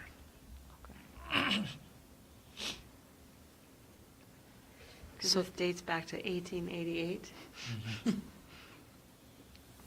Half an acre. Half an acre. Why now? Like, what? Like, Well, I think would it guess you was- have to have a clear deed for the exchange of it. So Yeah. maybe it has been in one, or in yeah, a trust for the time being. could be, yeah. Something made him discover it. So That was the Rose Albertsons are Trust that it was in. purchasing it. Mm-hmm. Okay, Yes, It wasn't a trust? I'm Yep. sorry. yeah. The Rose Trust was the trust it was in. And that trust may have been original. It could have been Life Estate. how long has it been since there's been a building there or gone? I have no idea. My question is, it mentions here that it is,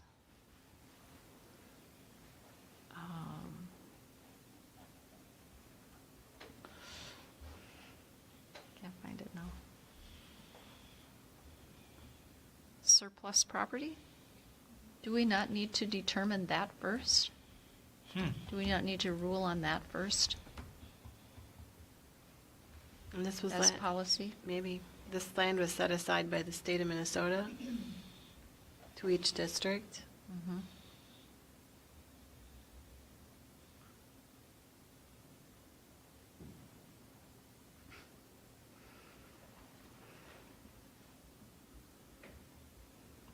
When we, We did that for Did- Clarkfield. yeah, I was gonna say, did we had to do that for Clarkfield, I believe.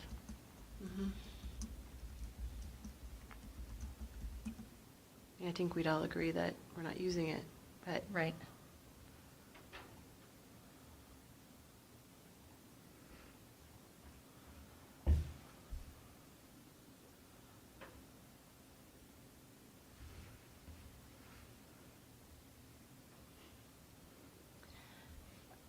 I guess I'd like to maybe look into that a little bit more, if we need to Okay. determine that as surplus property and then vote on that as surplus property before we can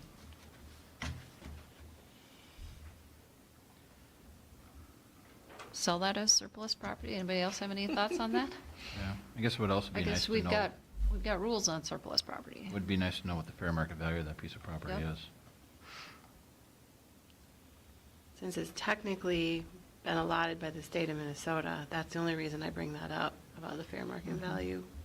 And this actually says for $3,000 or less, so to me that seems vague. I don't understand it.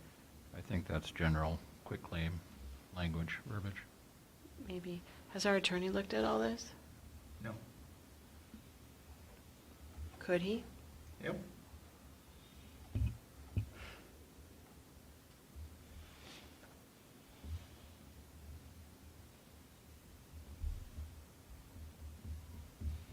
And I would think So- fair market value, we could base that off of what are the Albertsons paying for the rest of the land, the per acre price. Mhm. For half an acre, it's probably not too far off. I don't know what land is going for in that direction of the state, but And it could be, yeah, well, I don't know the condition of the land either. well, it's tillable land. Farmland, right, yeah, so. right now.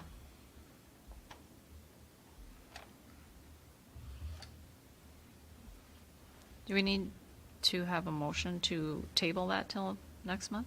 Yep, Okay? that So would be is- fine. So is there a motion to table the quit claim deed for school district number 33 in Lisbon Township until more information is gathered? I will make that motion, and that I would add that we have our attorney also look into it and answer some of those questions that we were talking about this evening. So And I this- have the question, is it a surplus property? What action must be taken if it is surplus? What is the fair market value?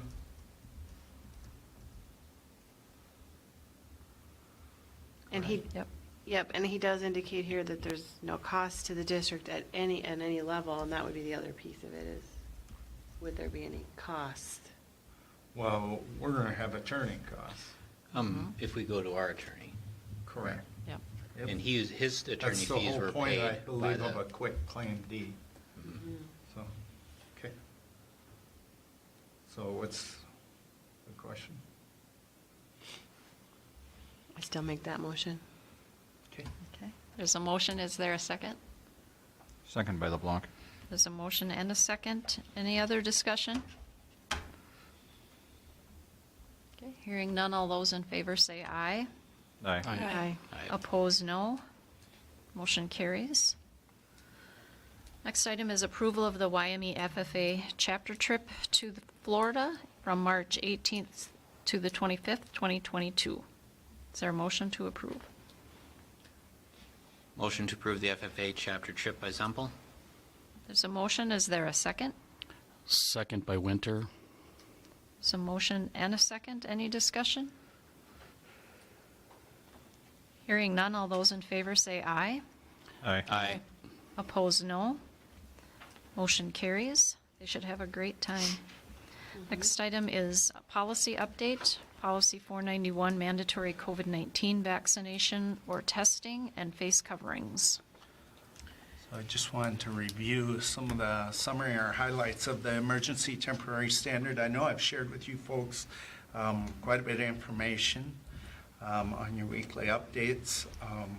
I have attended a number of different MSBA and the Department of Labor and Industry webinars.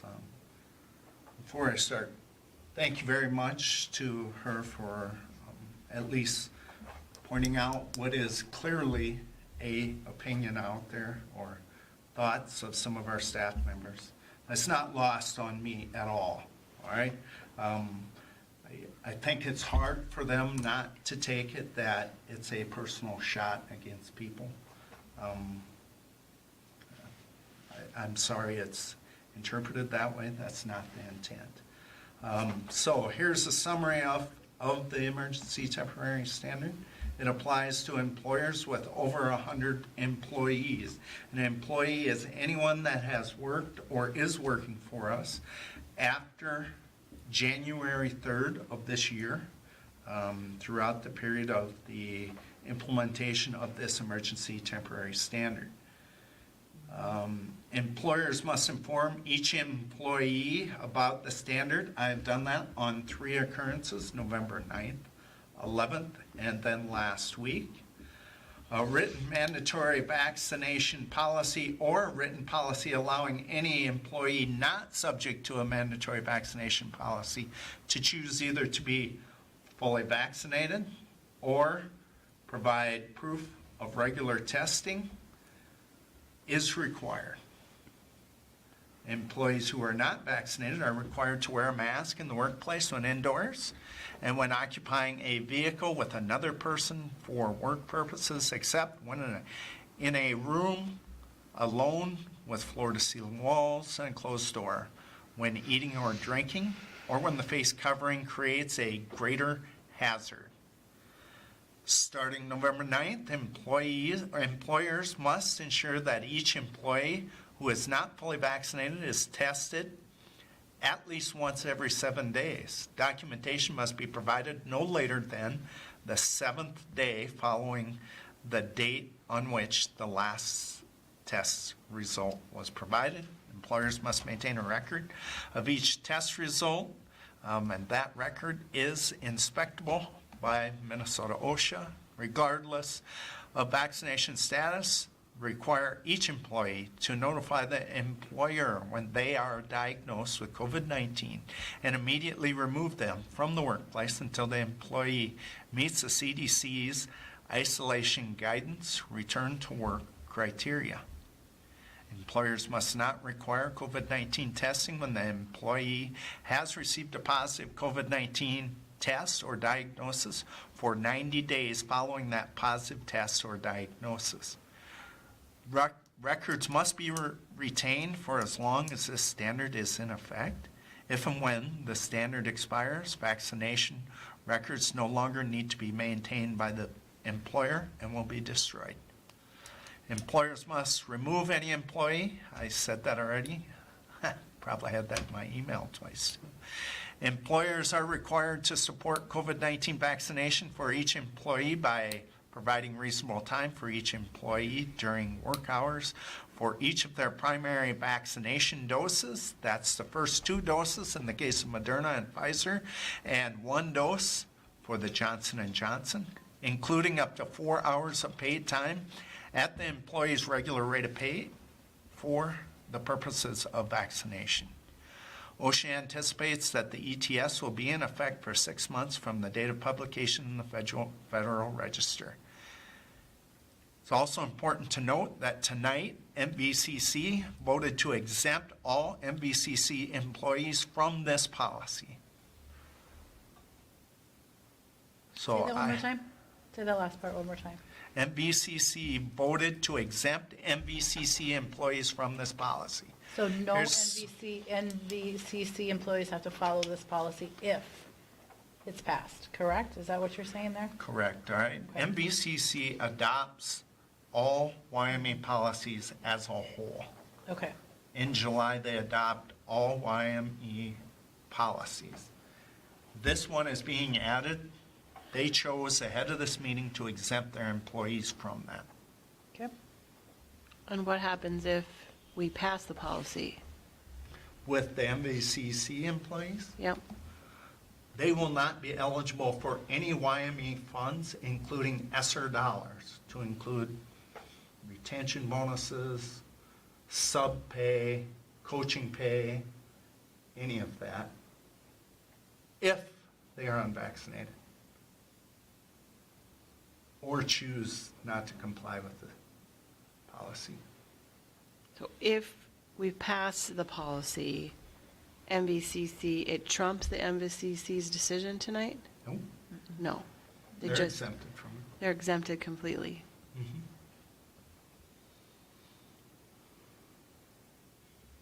And the MVCC is under 100 employees, so Correct, they are, they're not part of they the have mandate. 52 tax records, 43 employees, probably many- some substitutes. You probably don't have it on the top of your head right now, but how many MVCC employees do we have working here? We didn't go through that exactly, but we're going to be in the neighborhood of 160 employees. Some of those will be ones that substitute for us, take tickets, coach, Sure. might coordinate. Some of those positions, they'll either have to forego those, or if they're vaccinated, they can continue. Right. So any MVCC employee that is also employed by the YME district will have to comply Correct. with the policy. Yeah. That's what I was getting at. Yeah. Yeah. Yeah. I know there's some thoughts out there of, how many of you attended any of those webinars I shared with you? Did any I of you? listened to one. One? I The listened to OSHA them one. all. So I know there's some thought out there that, well, YME can just not do it. So that was brought up today in our MSBA thing. What happens if a school does not pass it? He said it has the force of law. Right. For all So, of us. Folks, I'm not, people are trying to, just like COVID, pin it on somebody, all right? And I'm sure when you walk out of here, you'll be the target, just like I am You are. probably right now. What are the other Well, schools and- in our area? I mean, have we heard what, they had their meetings already and what? They had them tonight, Okay, and they will approve, they're telling me they will approve them tonight. okay. Same thing, New Ulm, I know locally approved them. I just read that in the MSBA newsletter, so. And just to be clear, all the board members are employees of the district, part of that 100. So we'd also Yes. have to comply. Yes, I guess if you don't want to be considered, I would encourage you to contact your attorney. Right. Well, I'm You don't just work saying. for me, folks, but We're an employee of the district, though, just to be I clear also for don't like anyone enforcing watching. it. Yep.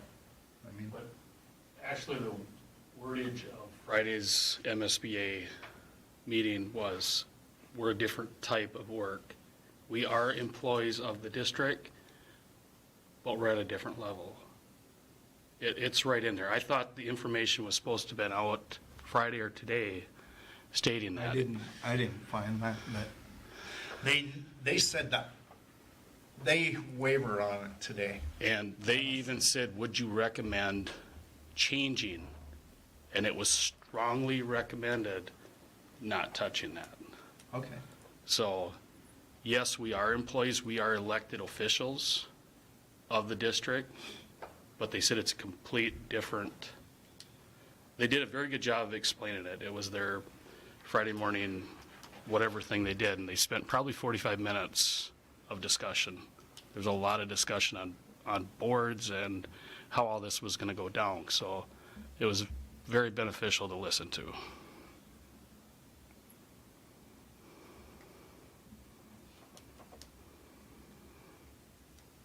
So it's my understanding that because this carries the weight of law, that I'm not even sure why they gave it to boards to make a decision. It feels we don't have a decision. Well, here's some other things included in here, all right? It's within the ETS that employees would have to test at their own expense. Cassie has set up a program for us to test our employees.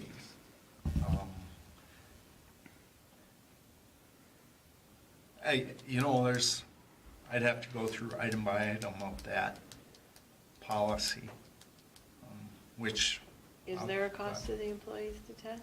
No. There isn't. No. Not if they participate in ours. Now, if you go to the doctor for another reason Right. and are tested, that will be considered a test as long as you'll share those results with us. We have to keep a record of it. You cannot take a Binax over-the-counter test At home. By at yourself. home. Yeah. Has to be supervised. It has to be Yeah. a supervised At a test. certain type of. And now is Yeah. Cassie going to be the one to supervise if that is, Cassie, myself, and Mary. okay. I think there's two things that people have to remember. This comes from OSHA, and so OSHA says what it is, and so we can't just pick what rules we follow from OSHA. So we can't just say to the custodials, I'm sorry that ladder's broken, but go ahead and use it. That's not okay. So this is something that OSHA told us we have to do, but unfortunately, we have to vote on it. And the other thing is that,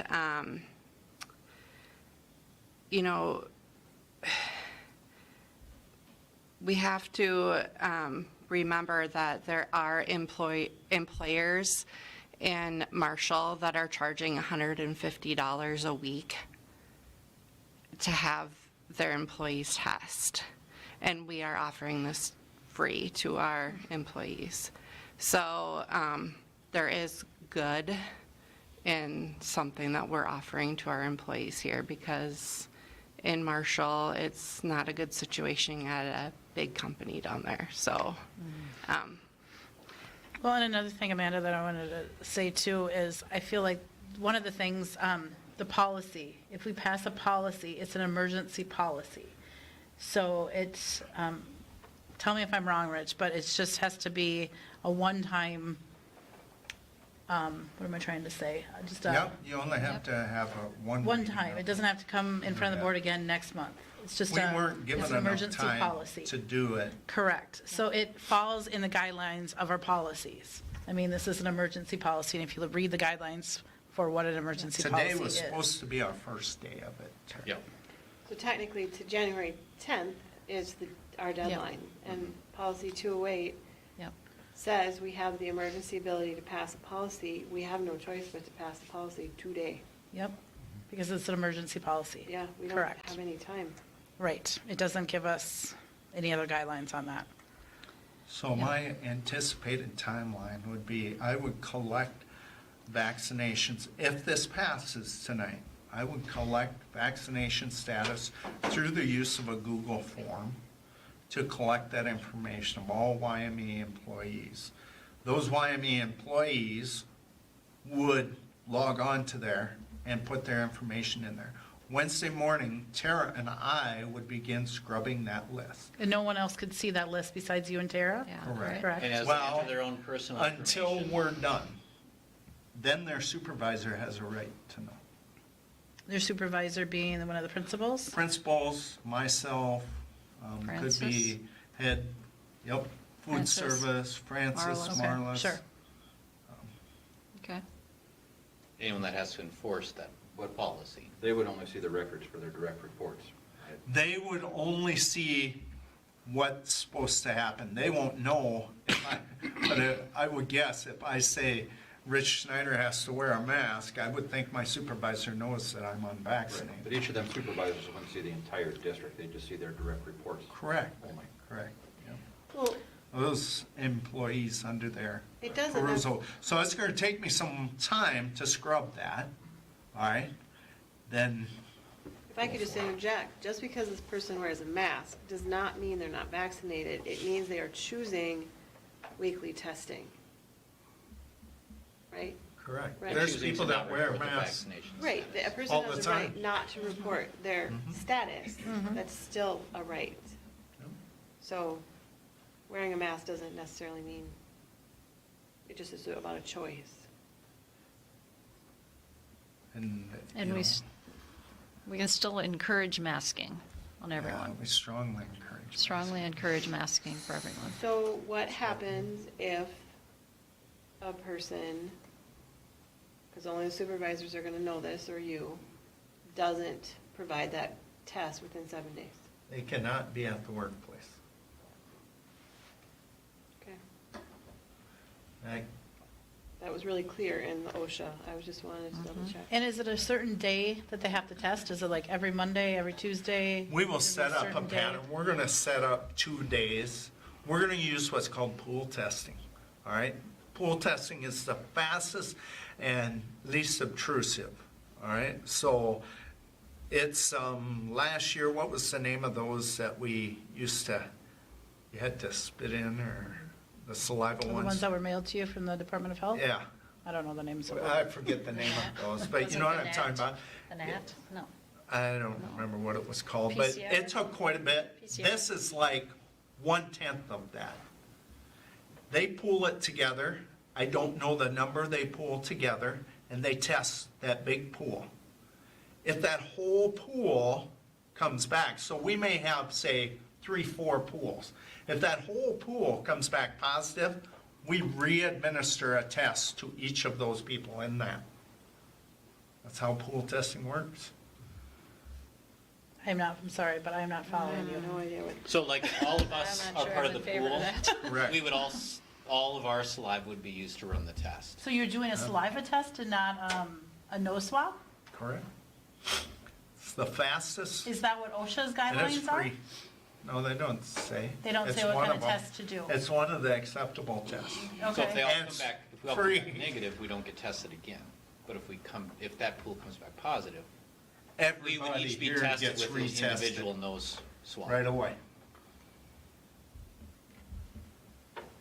to find out which is positive. But that doesn't start till February 9th. And so the Supreme Court could do a lot between now and then.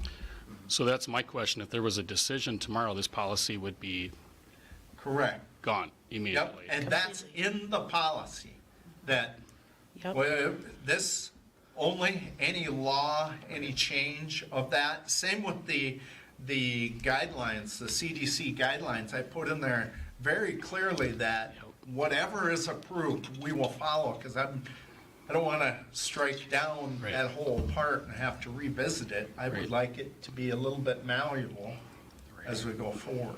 Yeah, under the purpose in the beginning, it pretty much is laid out that if it's legal enforceable, we'll enforce Right, it. I'm just speaking it so everybody listening is hearing it, because it seems like the more we talk it, the more it makes. The pool testing is confusing for me. Yeah, can you just for my layperson's, not in the medical field question. So, everyone that needs a test shows up at whatever testing site and provides a saliva test. But when it's sent in, they're like all tested. There's no And name on it? A group of them are put together from our location. Like, Their spit goes together. literally dumping. I don't know how everybody- they do that. Are we Well, I'm But you just, can visualize it however. that's what I'm wondering why. I'm wondering.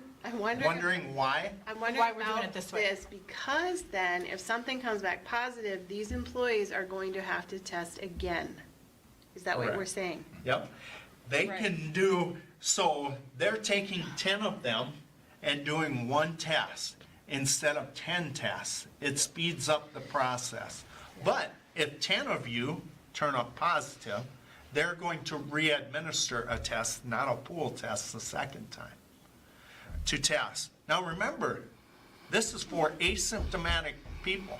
Because if they're symptomatic, they should not be at work. That's a Their point is we're trying to That's catch them totally different. before Okay. they're symptomatic and would be likely to spread. And it saves us money because it's a cheaper, quicker test. Yeah. to do. And so then- And we're It's paying easier for for it, us to manage. And it's easier to honestly. So manage. then that And gets if- mailed in, And if 10 people are negative, then you're go done. away, Yep. but go to work. Well, no, we can't really say it like that. If the group of 10 people's average is negative and below the Not threshold. average. No, it would There's no either, average in either it. Well, I'm either that sorry. group would be If it's positive or below the negative. threshold that is considered positive, because I do drug testing, that's the only thing I know about, then it's negative, it's considered negative. Those 10 people can move on with their life If you till hear nothing, a week life later. is good. Okay. For a week. But if it's above the threshold, it comes back positive, the school's notified, and those 10 staff have to come back and be retested individually, correct? Correct. Okay. So, a couple things I want to point out before I forget to. So people, I talked about people that were previously positive have a 90-day window, all right? That has to be proven by a healthcare professional. In other words, they had to have a healthcare professional give you the results. So they can call their doctor, pass that on. 90 days, they do not have to submit to testing. They still have to submit to masking. Unless they're vaccinated, of course, then that's a moot point. So can I ask another question? Yeah? So if a person, I'm Please. sorry, I just want to be really clear. So if a person takes a test here and it comes back positive, is that test good enough for it to meet that 90-day, or do they now have to go to the doctor and have a doctor test be positive? No, that would be For the there. 90-day to start? That would be, so she is getting, Cassie has earned what's called the CLIA waiver. Okay. This is a CLIA waiver test. You would know what that is, I don't. I know what that is, yeah. Yeah. So that means that she's a They don't, healthcare they don't professional. have to do a follow-up appointment at a medical doctor if it's positive Correct. from the test they did at the school? Yeah. Okay. You know, and I realize some people are so frustrated with it, they're going to fight us on it and think that, I don't need more work, folks, all right? And we know Cassie doesn't need more work, all right? We're just trying to do what we can and follow it best of our abilities. And I'm sure we can probably look into pool testing too and, I you can know, get you more information. get some more information regarding Too pool much testing. Because, lay well, that's a little explanation. confusing, All right, but, I you know, will pass you it know on what, to you. that's okay. It's All right. okay. Rich, I got one question we didn't cover. So if we choose not to pass this, what is the exposure to the district? What's our, Significant. Yeah, So what's not our- only what's our do we punishment? face the fines associated with it, if What kind of fines are you talking, Rich? Can you give an idea of what kind of fines? $13,563 per occurrence, Okay, thank you. With the maximum, of, what was it, 300,000 or? 700. 700,000, so multiple So- years of budget. I mean, right there. it tells us- MinOSHA has suck. said that the threshold is pretty low for them to investigate us. That's what MSBA said in their meeting today. So,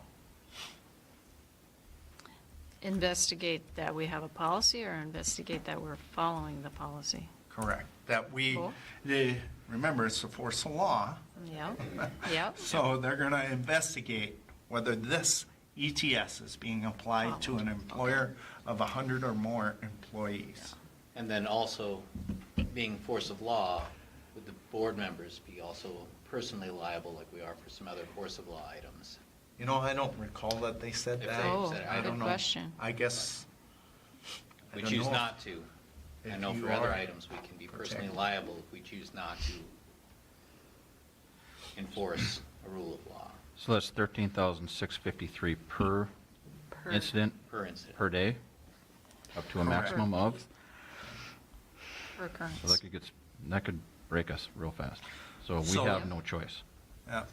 They're not giving us a choice. They're really not. I mean, if you look into the policy and everything, they're really not giving you a choice.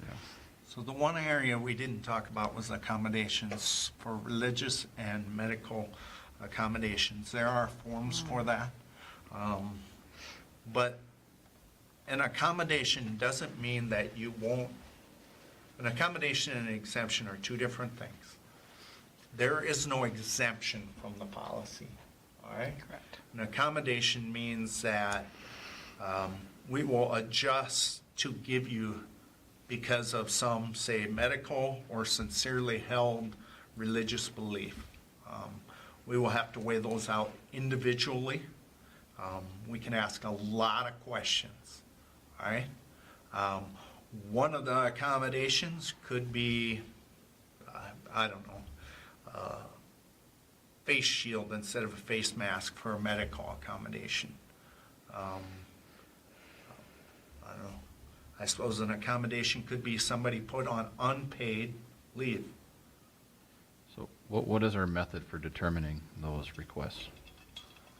There is a form, and that was in the email I sent with you, that will come out with this policy. There's a form that they can fill out that has those questions in it that MSBA has developed for us to utilize. We'll take a look at them. Will you be reviewing those solely yourself, or will you have a committee? No, there won't be a committee because nobody else, the only three people in most cases that could know are myself, Tara, and their immediate supervisor. So the plan is then for you to review those and grant or deny. Correct.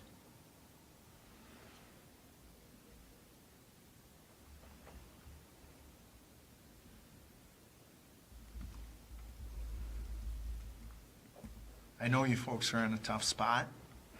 I Yeah, you are too. know it's a very divisive topic. I know political things have made it even tougher. It's hard on our employees too. I understand that. Lost plenty of sleep over it. We're in a no-win situation. I would just say that I thank the staff member who came and shared. I think that I hear all of it, and we've been fortunate up to this point to not have had this come down. But I feel like we have absolutely no choice. I'm not willing to go against law, and I hope that the Supreme Court makes a ruling, and then we'll know.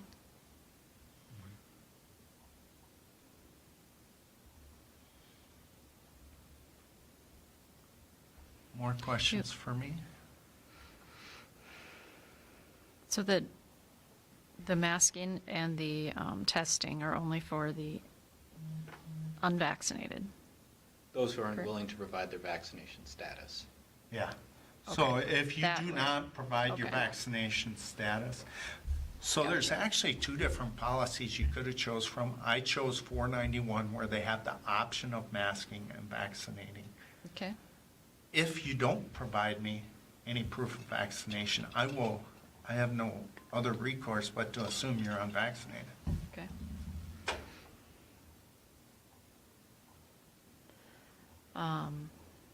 Okay.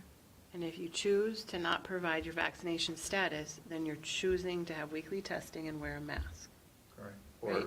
not be employed by the district anymore. or not be employed by the district. It's not either or, it's you get weekly tested and And wear a mask. and wear a mask, correct. Right. I just want to make, and in there.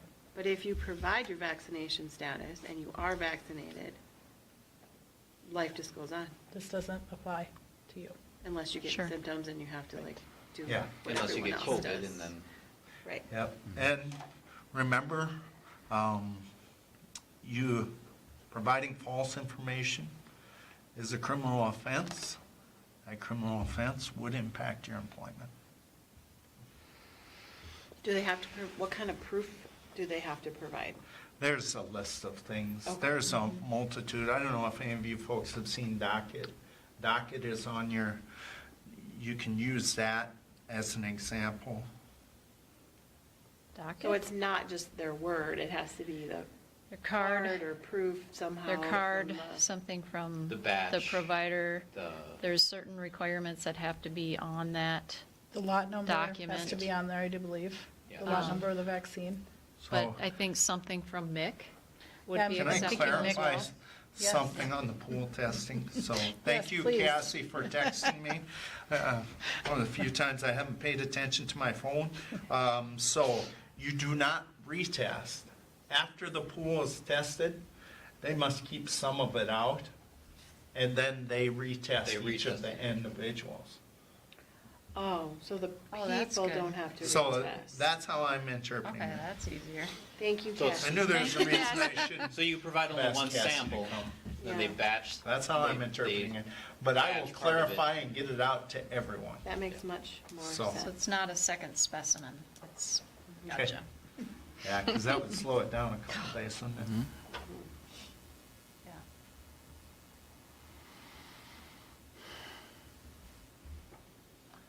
Other questions for me? Any other questions from you, Don? Thank you for coming Thank you for tonight. coming. It's not easy for any of us. So are you So looking for a motion? I was just going to say, looking for a motion to adopt policy number 491, the mandatory COVID-19 vaccination or testing and face coverings policy. I will make that motion. There's a motion. Is there a second? Second by Semple.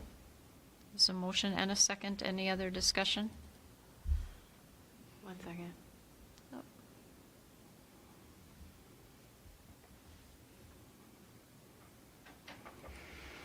I would, You'll need I'm to not- add that it's an emergency. yeah, I believe we need to add that it's due to the emergency nature. Are you willing to modify your motion to say due to the emergency nature? It's necessary for us to adopt the OSHA policy? Is Due that- to the emergency nature, it is necessary for us to adopt the OSHA policy. I'd like to put that in my motion. Correct? Okay. You would like to amend your motion? I would like to amend Is that not the in the motion policy? to No, it is not. say that. Because what that is that it is an exemption to policy 208 in our current policy manual.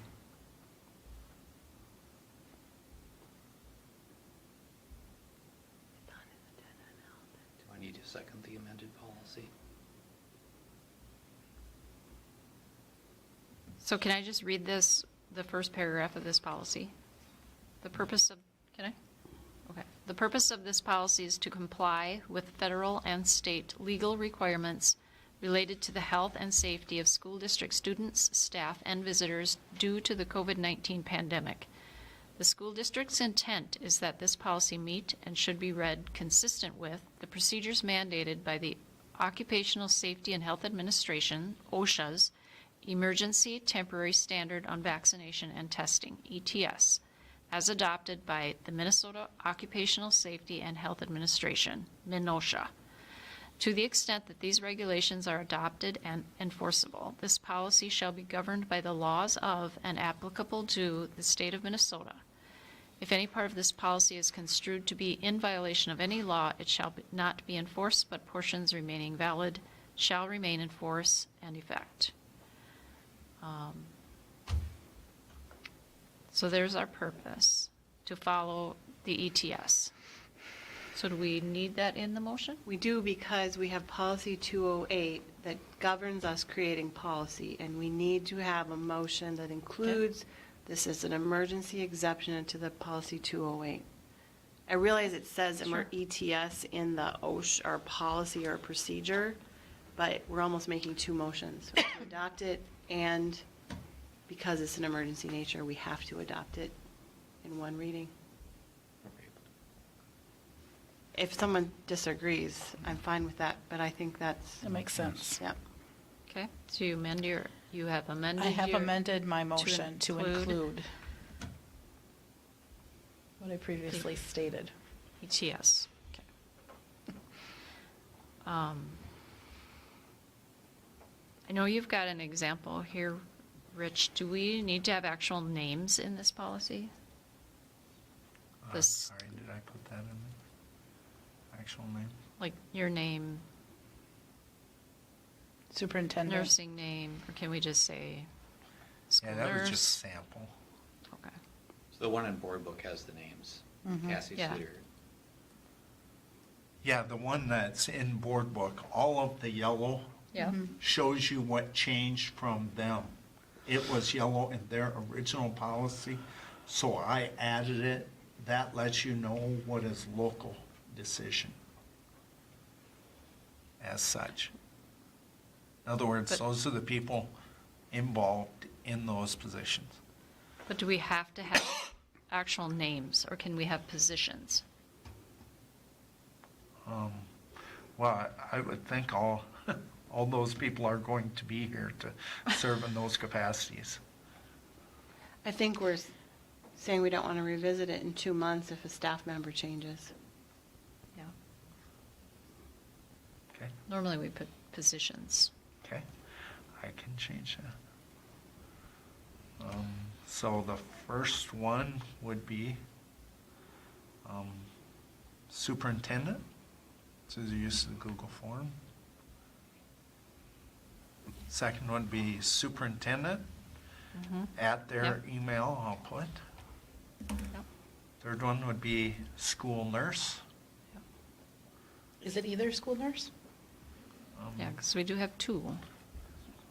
Is the one, Right. the second one we hired, is she a Mary? healthcare professional like Cassie Yeah. is? Meets the same requirements. Could it be our COVID coordinator? The test results to the COVID coordinator? We know that's Cassie. That's two of us.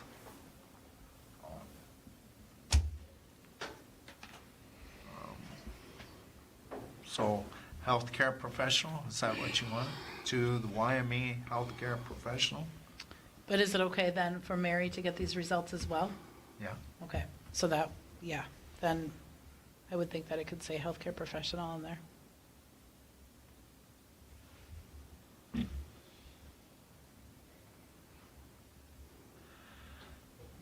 Okay, so there's three of those in a row there, and then the district will offer free. I don't think that needs to change, correct?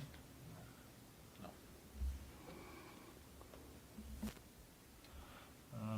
The next one is healthcare professional. Employees who are sick or experiencing symptoms should immediately notify, and then it will be healthcare professional through email and voicemail. The next part would be the same. Employees should immediately contact their immediate supervisor or their designee and leave the facilities and grounds of the school and not return until medically cleared. And the last one, I think, would still be true, subject to most recent guidance. I added that myself. YME will follow all applicable MDH and CDC guidance. And that is currently what we're operating under. At least 10 days have passed after symptoms first appeared, and at least 24 hours have passed.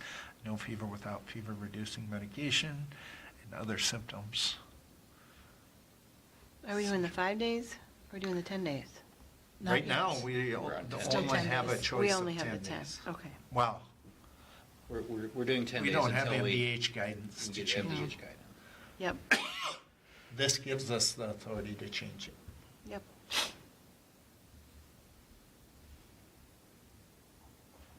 Okay.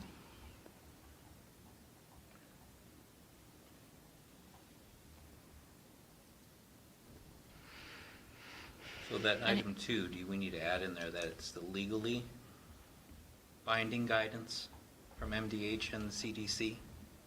That's up to you. Subject to most recent guidance.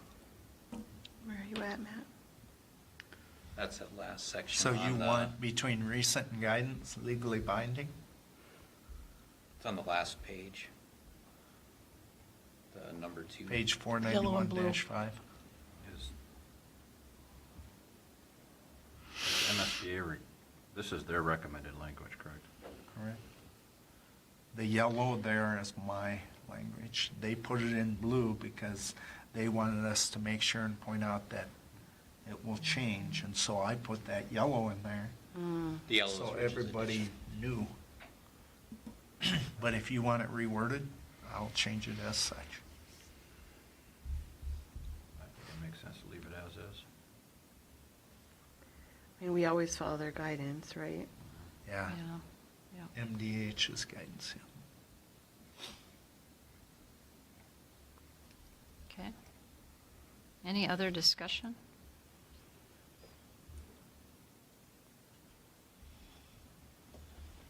You know, I just want to say that this is really tough that we're having to vote on something that is a law when we know the effect that it's going to have on a lot of people. And unfortunately, by not doing it, we're breaking the law, so there's, I mean, I wish there's something we could say, but it's my piece. So I have read our policy 208 for the adoption of policies, and that does say an emergency policy shall expire within 1 year following the emergency action. So it's not going to be set in stone unless we assign it, so. Unless we renew Re- it renew after it, 12 months. yeah. Yeah, at some point. Okay, any other discussion? We do have a motion and a second. Okay, Did Mr. Zempel approve the amended motion? Okay. Yeah, I'll second the amended motion Okay. pursuant to emergency policy 208 that we adopt policy 491. Okay, thank you for that. Any other discussion? Okay, hearing none, all those in favor say aye. Aye. Roll call vote, Aye. please. Well, it's not a resolution. Should we do a roll call vote? If you think that, Is it anybody opposed to roll call vote? Oh, okay. We can do a roll call vote, that's Well, fine. I did- Okay, we'll start you with, call for it. It's an emergency policy, so there you go. I didn't. Director Zempel. Matt Zempel, yes. Dawn Odegaard, yes. Sharon Rupp, yes. Sonia Peterson, yes. Jeremy LeBlanc, yes. Amanda Lisi, yes. Ron Winter, no. Okay, motion carries. If I can add, so the timeline will be, I will begin collecting the vaccination status. It will take us a little while to scrub through that this week, and so we'll roll it out as quickly as possible. I really anticipate it's going to take us quite some time to get through that list when you figure how, we have some MBCC employees also employed by YME. So I suspect it's going to take the remainder of the week to get that done. But I will act as expeditiously and efficiently as possible. Okay, thank you. Item number 12, discussion items. There's no items there. Item number 13, no correspondence. So that leaves our upcoming events. An early out for staff development on January 12th. The early out starts at 2:30. MSBA Leadership Conference, January 13th to 14th in Minneapolis. There's no school for staff development for the Merved Melt, January 17th. No school for staff development, January 18th. Negotiations committee meeting is January 20th at 5 p.m. Early out for staff development on January 26th at 2:30. Finance Finance Committee meeting, February 2nd at 5:30. Policy Committee meeting, February 9th at 5:30. Board meeting, February 14th at 6 p.m. Buildings and Grounds Committee meeting is February 16th at 5:30 p.m. There is no school for President's Day, February 21st, and an early out for staff development on February 23rd. Anything further? Okay. Hearing none,